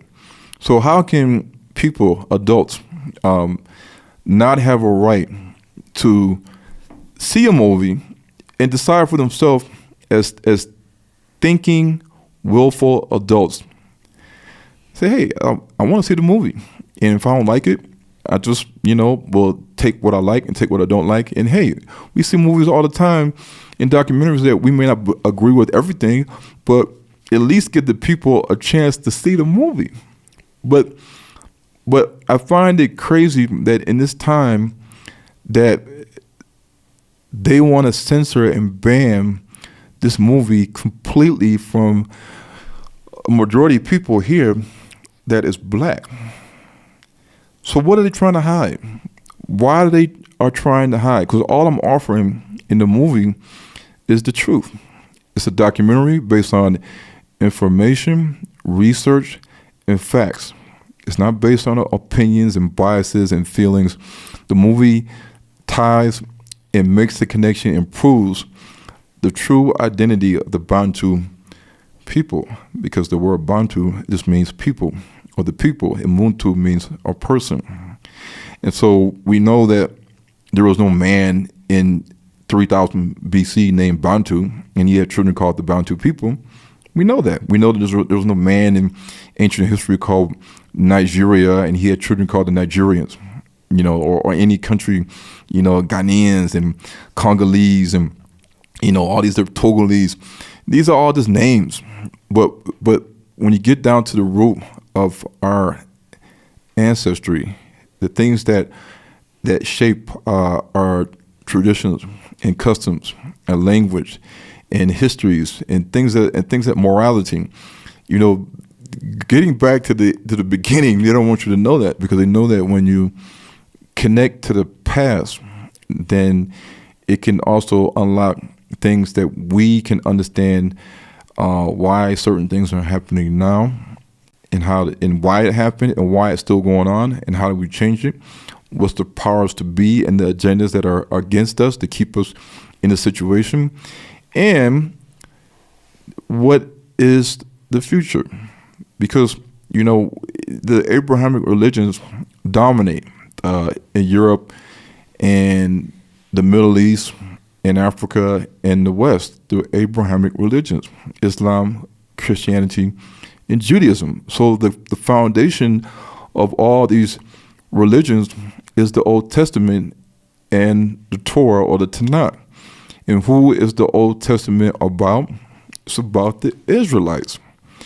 And when you look at the Bible, it's a book about history, prophecy, and salvation. But the prophecies we see are for a group of people that are known as the Israelites, also known today as the so-called Negro or the Bantu people.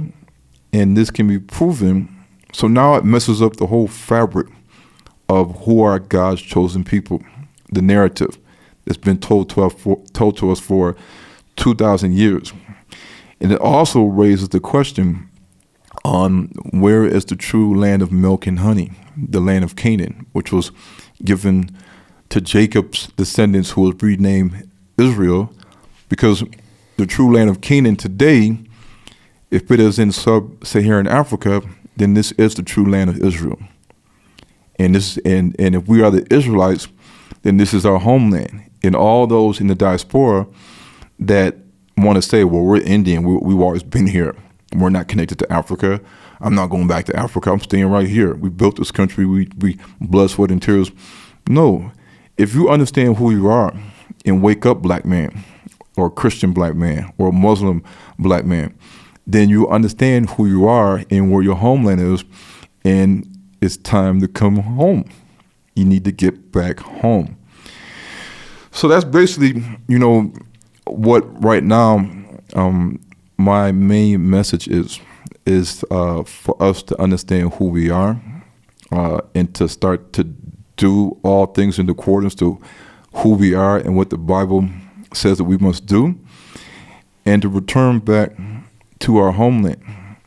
And the reason why I know that this is a threat, because when I went through the demonetization on YouTube, and I seen, okay, I can see, I know why they're demonetizing me. When I got banned from Facebook, I understood why. And when Kyrie Irving posted the link to my movie, immediately, because at the time I only had like 32,000 subscribers on YouTube. Immediately after that happened, people were coming looking at my videos, and the videos were getting 500,000 views in a couple of days. And I posted a video in 2 days, 400,000 views. Another video, 400,000 views, 500,000 views. And on my videos at the time, I was mainly advertising the movies, the books, and also H2NTV.com. I kept telling people, go to H2NTV.com. I'm not giving this free information on YouTube so I can edit and make a 2-hour long video, and then somehow, some way they shut it down, they delete it, they give me a strike. I'm not wasting all that time and energy giving all this information when you don't know whether or not it's gonna either be seen to the public, or certain nations are gonna restrict it. And so I said, go to H2NTV.com, attend my Zoom webinars. And that's all I talked about. And I said, and I looked at the subscribers that I was getting subscribers like every day.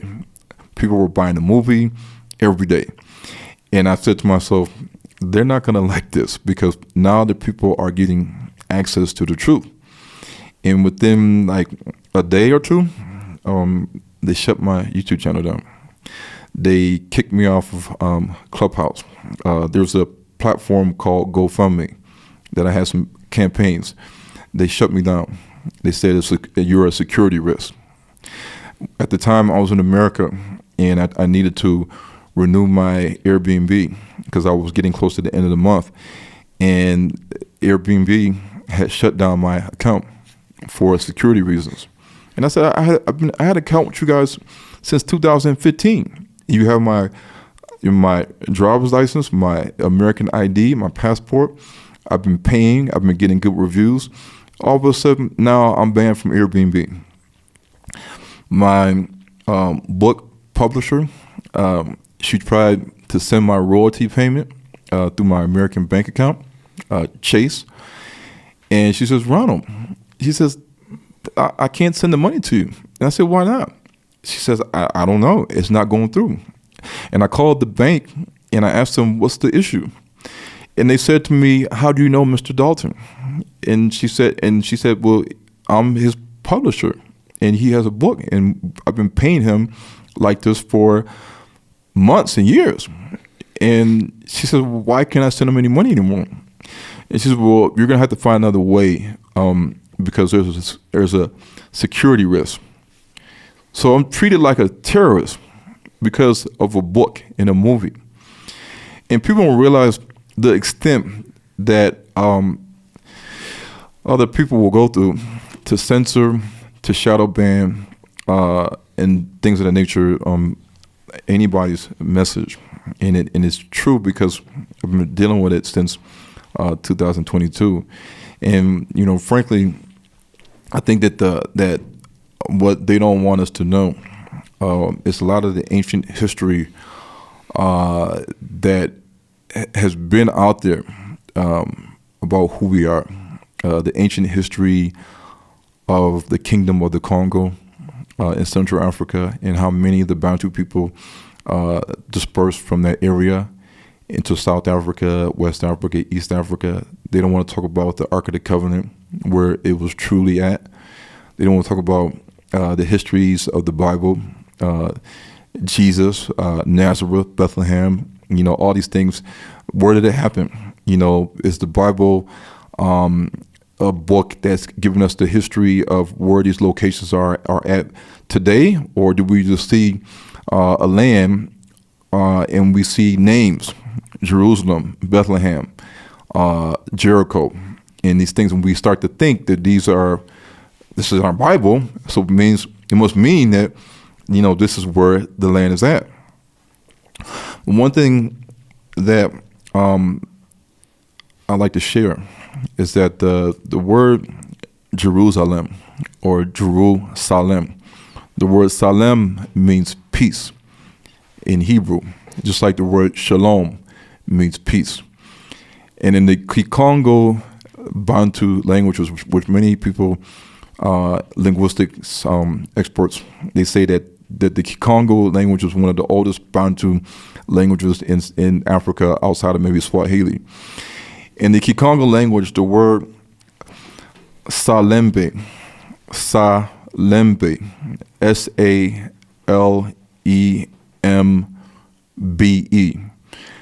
If you take off the B-E, it's Salem. But the word in the Kikongo language called Salembe, when a Kikongo or Bokongo person greets or comes to another person and he wants to issue peace, like shalom, he says Salembe. And Salembe means to do peace. Like when you go, do peace. And the root word of Salembe has its meanings of quietness, tranquility, things that have to do with rest and peace. And in studying the Kikongo language and lexicon, you'll see where we get the words Salem and Shalom and Jerusalem. And many Hebrew words stem from the Bantu language or modern Hebrew words. So a lot of the stuff we read today, even when we read modern Hebrew, we have to understand that the lexicon of modern Hebrew was put together by non-black people or non-Bantu people. So to find the root of a lot of these Hebrew words and their meanings, like hieroglyphics and pictographs, to find out the root of these words, you can go back to the Bantu languages and you'll see the beginnings of these words. And in all actuality, in the language of the Bantu people, you will see the story of the Bible in names like Adam and Eve and Abraham and Moses and Esau and Mount Sinai and Zion, Jerusalem. You'll see these in the Bantu languages. So there's a lot of information that they don't want us to know, because knowledge is power, and they know this. And so this is why the narrative is the war that they're fighting right now with the mass media and social media. The narrative has to be what they want us to see. So when we look at the news and we see every day in America, we see the Israel-Hamas conflict every single day. Twitter, every single day. We have to ask ourselves, why are we seeing this every day? Because if, say for instance, LeBron James or a well-known, like say Kevin Hart, let's say they tweeted a link to Hebrews to Negroes, Wake Up Black America on Amazon, you would see that the news media would shift. They will stop talking about Israel and Hamas. They will start talking about Hebrews to Negroes and getting this black celebrity to quickly apologize, to denounce what he promoted, to say that I made a mistake. I don't believe everything in the movie. And to get him to basically reverse what he did so that they can move on to regular program news. And so that's exactly what happened for 2 months in 2022, and it was going to continue to happen until he apologized and he did everything. Kyrie Irving did everything that they told him to do to get back in the NBA. Because let's just say Kyrie Irving decided to not apologize for tweeting the link, then every single day, the NBA and the ADO will have to decide. It will say, look, he's not apologizing. He's saying that he cannot be anti-Semitic because he knows where he's from and that he is Shemitic. And if he does not apologize, are we, the NBA, prepared to fire him? And now we got one of the best players in the NBA. We just fired because of a movie that he tweeted. He didn't even say a word. The headlines about that will continue to go. Just like Colin Kaepernick when he refused to stand up for the national anthem in the NFL, and he did not do that. He eventually got kicked out of the NFL. So for black people to stand up for what they believe in, that's the truth. For a black person to say something and do something that his mind made him do, and to not apologize in this instance to the Jews, that is like the one thing that they will not tolerate. And if he was to be fired from the NBA, it would just cause even more attention to the movie as to what in the world is in this movie that this man lost millions and millions and millions of dollars because he stood for the truth and he did not apologize for what he did. And he feels strongly that people, his followers, 17, 20 million followers, needed to see this movie and read the book. We lost the mark when he did that, and no black celebrities in America, no black people in the NBA, Stephen Curry, LeBron James, none of these guys said, I stand in support of Kyrie Irving and what he did. What y'all doing to this guy is wrong. We are all going to boycott because he shouldn't have to go through all of this punishment because of his freedom of expression. And right then and then, it showed that black people in America do not have any unity. We don't have any camaraderie. Because when Palestinian people are suffering, then they will protest. They will march. And other nations throughout the world were marching and protesting on behalf of the Palestinians. Not black people, non-Arab people were all protesting in support of the Palestinians. But when Kyrie did what he did, nobody came to his defense. So it shows us that we have a lot of work to do in America. And in South Africa,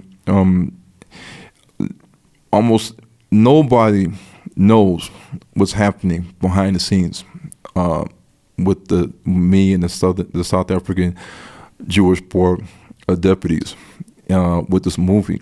And at the end of the movie in Soweto Theater, people, they all clapped and they stood up and they put their fists up in the air. So the public interest of this movie was seen that day. And not only is that movie approved and rated by the FPB, but my second movie, my third movie have also got the certificate from the South African Film and Publication Board to be shown in South Africa. What are your expectations today? Well, hey, knowing Dr. Ronald Dalton, I don't expect anything less than just my mind to be blown, you know. I'm expecting to come out here with not just revelation, but life-changing information. I'm a man of God, so I follow the truth. If anybody speak of the truth, I'm the part and parcel of the truth. Ron is also a part and parcel of the truth.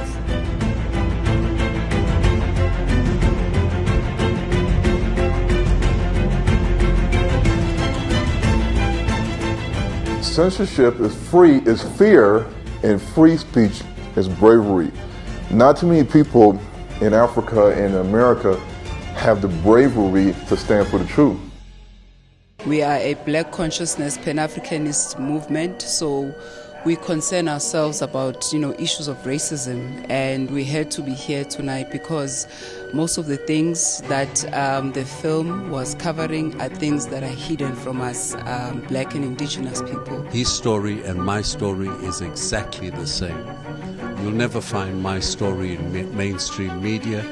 You'll never find my story on many social platforms. I've been biting my tongue. I've got a lot of questions. I've got a lot of comments. I think in the interest of time, I'm probably going to do them on a different platform. Thank you for sharing, by the way, the very difficult journey you've had to undergo in this country and in America. I'm going to just share a few points, and then I'm going to allow you to close off. Okay. I normally have conversations here, and it becomes difficult when some people come here to just say something without engaging. But I can see that this is burning you very much, and that's why I had to take a step back and let you speak. Mm-hmm. We do need to have the conversations around African history and where it comes from. I do fear that a lot of those stories are going to be compromised in many ways, because a lot of the history is oral. A lot of it has been infiltrated by different opinions from different sides. And anyone who will read the history will probably read it in maybe an English language, which already, by the time it's translated, means it's been infected with some perspective. The second thing is my concern with a religious book like the Bible as one of your major sources of what you call the truth. A book that has caused a lot of pain on this continent and even outside of this continent, and led to millions of murders. A book that was not brought to specifically South Africans in a very friendly way, that we almost are being asked to embrace, almost a second wave of embracing this book that has caused a lot of harm. And it almost sounds like there's a Stockholm syndrome in wanting so badly to hold on to this book, which would be a conversation and a debate on its own. One of the things I will raise when I engage this is trying to figure out if the Bantu people were the Israelites and maybe were the Jewish people, who are the Jewish people that we see today, number one. Mm-hmm. Number two, if we ever get to a point where we all agree that life started in Africa, the question becomes, where do the Caucasians and the Mongoloids come from, besides the Negroids, if we are all meant to be from here? Mm-hmm. I worry about narrative and story and everyone wanting to be the so-called God's chosen people. We've got the Jewish community today, or at least the known Jewish community. We've got the Afrikaner community in South Africa who also believe they have a covenant with God, and this is their land that God gave them. They call it the fatherland. Mm-hmm. We've got Africans who are yearning to accept and embrace this narrative that this land, which is meant to be for all of us, if you believe in a God, belongs to a certain group of people and it was stolen from them in some way. And even the idea that people must come home as if the rest of the world is not for us to enjoy. I worry about conspiracy theories and the things you're saying. And not just you, there are many scholars I've heard that utter many of the similar narratives that you're saying about Kemet, the Kushites, Niger, La Negra, the Negroes, where we come from, the Arabs, the split between the Arabs, where the Arabs come from, Mm-hmm. The slave trade and its complexity, which includes Africans that traded their own people. And then outside of all of that, which I was hoping we'd engage on, but I don't think we're going to have time. And maybe we'll have to need to have another sit down. I'll maybe do my part two. I'll maybe do my thoughts and my playing devil's advocate and countering and questioning and poking everything you said here. Mm-hmm. And maybe after you've seen it, we can then have a part two where we maybe address and engage. The journey of you trying to get this movie played, I sense a lot of naivety from your side, which kind of makes me sad, and I'm not sure if you are naive or if you're just telling the story with an understanding of the truth. The world is run by people that are powerful, with people that are willing to do what it takes to protect and preserve themselves. The Jewish community in particular, and they reference the Holocaust under Nazi Germany, have got a slogan of never again.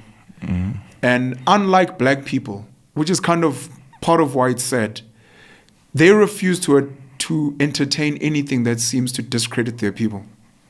And it may not look nice, and it may look like discrimination. And they may close off some taps.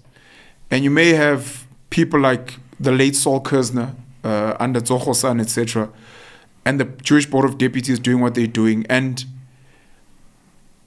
to what you said about the lack of black unity, it's like black Africans and even black people in America are not learning that when you're organized, when you have infiltrated the money system, infiltrated mainstream media, infiltrated alternative media, infiltrated politics, infiltrated institutions, you get to dictate the narrative of the day. And it may feel like an attack on you, like it's a personalized attack. But my small understanding of the Jewish community and other similar communities who are very passionate about preserving their people and their story is, to them, it's not you, it's a narrative. Because you'll start the narrative, or you'll pass on the narrative from your sources.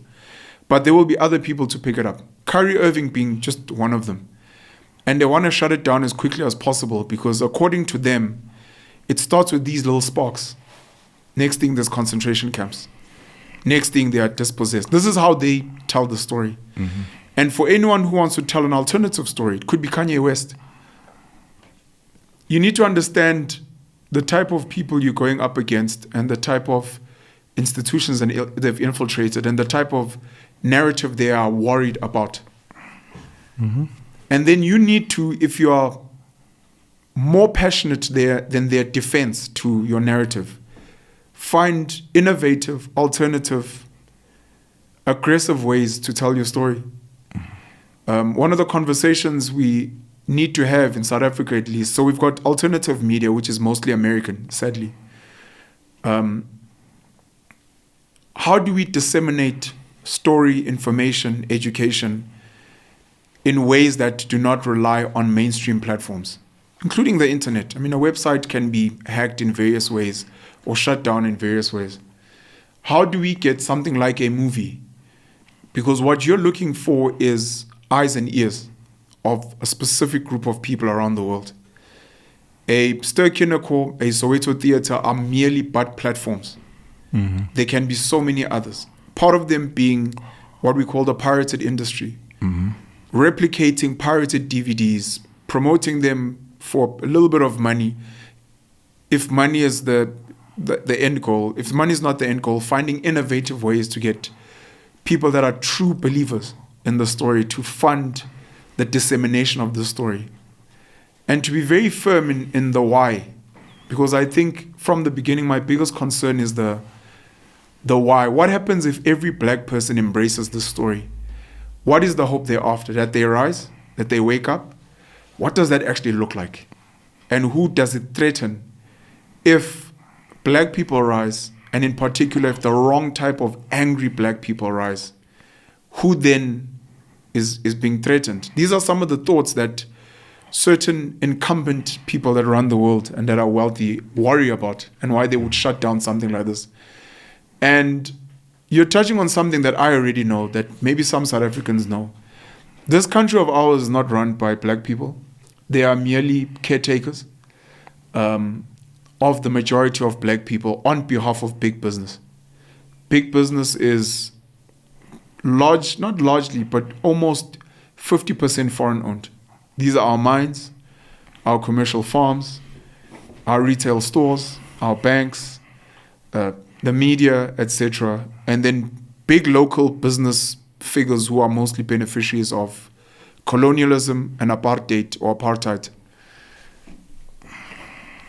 any politician that comes into this country, any person who wants to stake a claim, wants to make money, has to abide by the rules that have been set by colonial systems, and they have to transact with the money system that is controlled by the South African Reserve Bank all the way to the central bank in London and Switzerland, and this leads back to the Rothschilds, etc. So it's very deep, but you need to be very sure of what it is that you're doing. But I will make the video to counter and share my thoughts, my concerns, my sadnesses, my disagreements as well.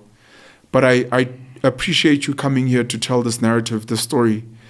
I can only imagine how many people need to hear it, how many people are looking for some type of way out, how many oppressed people feel lost and they don't know where to go. Mm-hmm. And I know for a fact that even people that may disagree with you, even Jewish people that may not like you, their curiosity is definitely piqued. It's like, I need to see this movie. What the hell is this thing about? And then to take it from there. I'm not sure if you have any closing remarks before we shut it down. When you look at the richest people in South Africa, millionaires and billionaires, they're Jewish. When you look at who controls the media, marketing, advertising, TV, social media, Hollywood, the music industry, we don't, in America, Ice Cube might say the gatekeepers, but we all know who's at the top, who's the CEOs of a lot of these organizations in America, in Europe, Africa, and we have to understand, sadly, the basics of human survival is food, water, and shelter. The other nations can leverage their control of money and the economy to where if they wanted to today, they could starve us. Many of us today, we don't grow our own food. That's correct. We go to the grocery store, Pick and Pay, Woolworths, Spar, ShopRite, and Macro. And many of us are paying rent or a bond for a house, and we go to work. Why do we go to work? Because we need money. Why do we need money? Is to pay for things. If we don't have money, then we're essentially homeless or just, we're, out of luck. And the people that control and own the banks are not black people. In regards to the message, they will have to shut down the internet to stop people from getting access to my movies and content on Hebrews to Negroes TV.com and H2NTV.com. I don't need Amazon or Netflix or Showmax to show the movie or have people have a place to go see the content. So in order for them to stop me, they will have to shut down the internet, or they will have to try to hack my site, and we'll just get it right back up. So the issue is building the brand, sharing the movie, advertising it, marketing it, despite all the obstacles that I'm facing from a people that are very powerful, and they made it known that they don't want this movie to be seen in America or in Africa, and that should raise a lot of questions, because the majority of the African diaspora is in North America and South America and the Caribbean, and we have the Bantu people here. So we're seeing two areas of the West and Africa that a specific group of people do not want you to see this movie. And that should raise a lot of questions. And if it doesn't, and if people don't think it's a big deal, then they're already in a state where they need to wake up. They need to start using critical thinking and logic, and to figure, why are these people trying to hide us from seeing this movie? And in regards to the beliefs that I have, like I've said in America, I challenge anybody to a debate. I challenge Dr. Umar Johnson and many of the Pan-African conscious community that believe certain things, and they have their own angle on life and our origin and where the Jewish people come from, where we come from. And I've challenged Jewish people here in Africa and America. I've even put a dollar amount on it. I say $1,000. I'll challenge any rabbi that can debate me and prove that they are the true Israelites of the Bible, that we read and we see Moses and the Israelites and Abraham, Isaac, and Jacob, and all these Ezekiel, Nehemiah. I've challenged them. I've done this for years. Not one person will debate me. And I've said it on the radio here in South Africa, because people in South Africa, they will call in the radio and they will say that we're the ancient Egyptians. We've been here for 10,000 years. We've been in South Africa. We've been here. I was like, wait a minute. I said, 10,000 years of a civilization in South Africa, and what do we have to show for it? Where's your written language? Where's it at? Is there anything that we can prove this? And the answer is no. Yes, we have traditions and customs. We have a language. We have certain things. But when you look at these things and you present the Hebrew-Egyptian element, when we know that Egypt is up north, we know that the ancient Hebrew or Hebrew language is a language. It's a known fact. It is a language when it exists back to 2000 BC. We can't find evidence of a lot of the Bantu languages and stuff, but in the stories of the Bible, in the ancient histories of the ancient Israelites, which, in my opinion, is not a book that's just made up out of the sky. So, I think in these circles that we have, in a lot of podcasts and YouTube channels that are touching on a lot of topics into African spirituality and African history, I think that a lot of the head guys that are teaching these things and the audiences are listening, I think we need to have a round table discussion or debate. Because like I said on SAFM and other platforms, I will debate anybody here in South Africa that believes otherwise, that we are not the Israelites. I said in America, I said in Africa, and nobody has came up and said, I'll debate you. Let's have a live interview on YouTube, wherever, and so that the world can see this. No Jewish rabbi, no Christian pastor, no Muslim imam, nobody will debate me on this topic. It's like I'm the number one fear of man to debate in America, and now in Africa. The movie that I have is the number one fear for the Jews. If all the things that they could be worried about in South Africa, when they already are not impoverished poor people, they're not working inside the houses, cleaning stuff. They're not housekeepers. The Jews are not. They're not the ones working at the till, bringing up your groceries. They're not doing hard labor. They're making money. They're not working. We're working for them. We're consuming their services, their products. So they're already on top. They're already on top. They're living comfortable. But we have to also for people that are constantly being oppressed and marginalized, and we're giving misinformation and religious indoctrination. White Jesus, the whole Bible is white. The Sunday school lessons with the kids are coloring books is white Jesus.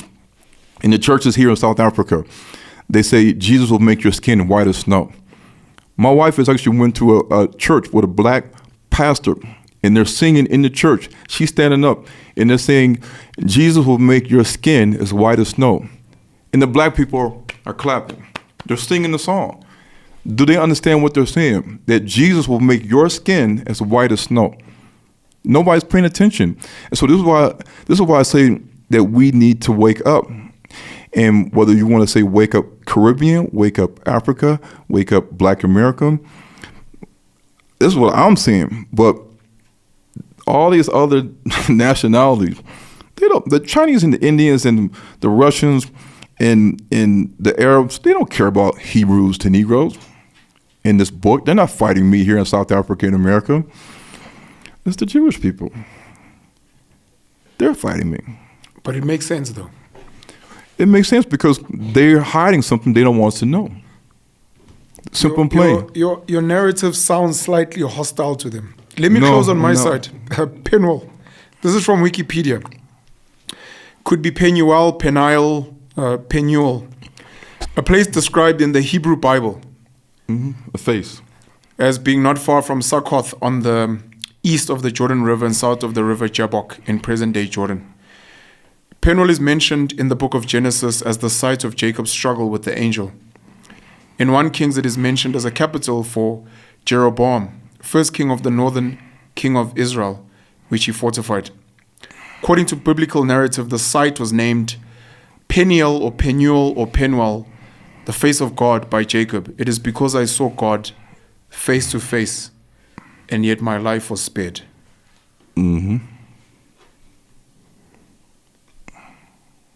What about it? Penuel means face in Hebrew. Closing remarks, let's shut it down. The Bible mentions that the Hebrews crossed the Red Sea. In Hebrew, the word for Red Sea is Yam Suf, and that means a river of reeds, a river of reeds. Reeds grows along fresh water banks like the Nile River. It does not grow in salt water, especially hot salt water. The Red Sea is one of the hottest, saltiest water on the planet. Moses did not cross the Red Sea. He crossed the Nile River. In the scriptures, in Zephaniah 3:10 says, from beyond the rivers of Cush are my worshipers, my dispersed ones. There's a lot of things that we read today that have been doctored, translated, authorized, but the original story, a copy can't exist without the original. We may not have the original, but the walking Bible, or the walking people of the Bible, are the Bantu people. And even if we didn't have a Bible, that the Spirit of God, the Creator, would be on certain people. In the old days, they had prophets, they had mighty men, and they had people that were given an assignment from the Creator for His people. And just like back then, these days, I think that there are people that have assignments to teach. Because how else will people learn if they're not taught? How else will people be warned if the watchman, like in Ezekiel 33, doesn't come and warn the people? And if he knows what's coming, and he doesn't tell the people, and people died, and the blood is on his hands. If the teacher or pastor or anybody knows the truth because God has revealed it to him, and he doesn't reveal it to the people, he keeps it to himself, then he's not doing the assignment of God. When God told Jonah to tell the people of Nineveh to repent, Jonah rejected what God said, and he got on the boat and sailed. And then you read the story, the whale swallowed him up, spit him out, and then he repented. He went back to Nineveh and said, you guys better repent because the wrath of God is coming upon this people if you don't do that. And I consider myself to be a person that God has given an assignment. And I haven't revealed all the assignment yet through the revelations and visions and dreams that I've had. Because frankly, a lot of what I've been shown is scary. And a part of me doesn't want to do it because to whom much is given, much is required. And I have a lot of responsibility that's on me, and I'm fighting a battle against many people all by myself. like King David. When King David was a little boy, the youngest, the son of Jesse, and he had all these Israelite warriors and men that were scared of Goliath. Goliath blasphemed the God of Israel and the Israelites, and he laughed at them, he joked at them. And David, a little shepherd boy, he listened to God, and he did not have any fear, and he slayed the giant. And so now today, we don't see people that has the spirit of David, the spirit of fear, or the spirit that you're going to listen to God and do what he says, be obedient. Because David was beloved because he listened to God and he was obedient. So that's why his name means beloved in Hebrew. So what I'm trying to do, and the whole reason why I'm here in Africa, in South Africa, because I went to Ghana, and that's a whole other story. But I'm here in South Africa to wake up the people and to warn them of what's coming. And I don't know if you're familiar with the Great American Eclipse, or the eclipse was coming in America, that in 2017 it went through all these cities called Salem, which is peace. And in April 8th, the eclipse was coming the opposite direction through 7 cities called Nineveh. And Nineveh was a story about Jonah not listening to God and God's warning against a blasphemous and adulterous and a sinful nation, and for them to repent, because the wrath is coming. When God tells us and warns us that the wrath is coming, then we need to listen from whoever God has assigned to give us this warning. And from 2017 to 2024, this eclipse on April the 8th in America, the military and schools are on high alert. It's 7 years apart, but when you look at the way that it crosses in the X. And the X in the ancient Hebrew and the Kikongo symbolizes 400. And it also it symbolizes a sign, a mark. In ancient Hebrew, you were either marked for death or you were marked to be protected. So during the plagues of Egypt, they had to mark the doorpost with an X, and the angel of death came and passed over them.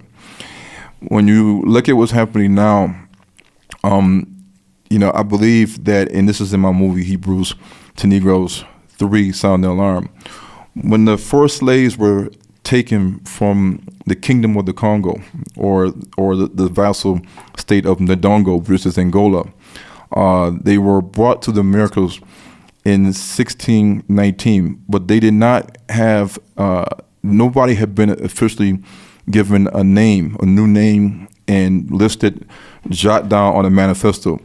This is this slave, this is this slave, this is the name, this is their age. That didn't happen till 1624. And there's a certain document that they actually have that listed the first slaves that were taken from Angola to the Americas, and their first slaves also taken from Angola were sent to South Africa. I don't know if you know that. These things to say that 1624 to 2024 is 400 years, and God said that we would serve, or his descendants will serve another nation and be oppressed for 400 years, and after that 400 years, that nation shall I judge, or the people, because a people are essentially a nation, and the people that are in Western and Eastern Europe are essentially a nation of people, even though we see different countries like France, Germany, the Netherlands, Luxembourg, and you can look at their languages and tell that they are all one people. Luxembourg, France, Belgium, the Netherlands, their languages are all is similar. They come from a similar origin. So all these nations that have been oppressing the people of God, judgment is coming. It's coming, but it's not just coming to them, but we're going to see great tribulation here in Africa, and we are right now not in a position to endure this great tribulation, because, like I said earlier, food, water, shelter. If I don't have money, I got 8 kids here in South Africa, and my wife. I literally go to a Woolworths almost every other day, or Pick and Pay, If I don't have money to go to Woolworths, I can't get food. I live in a house in Four Ways, Dainfern, and I have a refrigerator. If I don't have money, or if there's no food at the grocery store, or if the grocery store is shut down for whatever reason, then I'm going to starve in Johannesburg. And I'm sure many people that live in Johannesburg right now, if any of these things were altered and they didn't have money or they weren't able to have petrol or a car or to get to the grocery store or anything of that nature, they would starve. They will starve in their country, the land of Canaan, the land of milk and honey. And we have to ask ourselves, is this coming? When is it coming? What kind of systems are going to be in place soon that we're going to have to obey these people at the top? And this is exactly what in the scripture in Revelation 13, the word for worship, people look at the Bible and they see when it says to worship the beast, when it says to worship the beast, that no man shall buy or sell, save he the name and number of the mark of the beast. What does the word worship really mean? In the Hebrew, it means to obey. So when the Bible talks about the mark of the beast and the great tribulation, no man being able to buy and sell, save he the mark, it means that in a future time, we are going to obey those that are above us when it comes to buying and selling. So when you go to the store, when you go to Discam, Clicks, when you go anywhere, we are the buyer. The store is the middleman between the seller. The seller has to have a QR code or a barcode. He can't sell his stuff in that store without a QR code and a barcode. We, the buyer, go in with our money, our F&B card, and we interact with the seller by getting the groceries. They scan the groceries, they tell you the amount, you just click your card, boop, you pay, you go home, you eat the food. We don't have no control over that. One day, there's going to be control where you're going to have to do what they say, and if you don't, you're going to be out of luck. And a lot of people are going to starve when these systems start to clamp down or shut down or fail. And we can say right now things are all good. We're on YouTube, we're on Twitter and Instagram, we're getting paid, we're making money, we're content creators, but all this can stop too. And then when it stops, you have no money, what are you going to do? If we understand who we are, the Bible tells us how to avoid this and the solutions and the things we must do to prepare for this time that is going to come. And so that's really what it really is all about. And like the Bible says in Isaiah, it says, I am God, I declare the end from the beginning. All my will and my counsel shall stand. So we have to go back to the beginning to understand the end. And a lot of stuff that I teach and the things that I can share can prove to you that if we go back to the beginning, then we'll know how things are going to end. Mr. Ronald Dalton Jr., thank you so much for joining us on the panel show. Thank you for having me.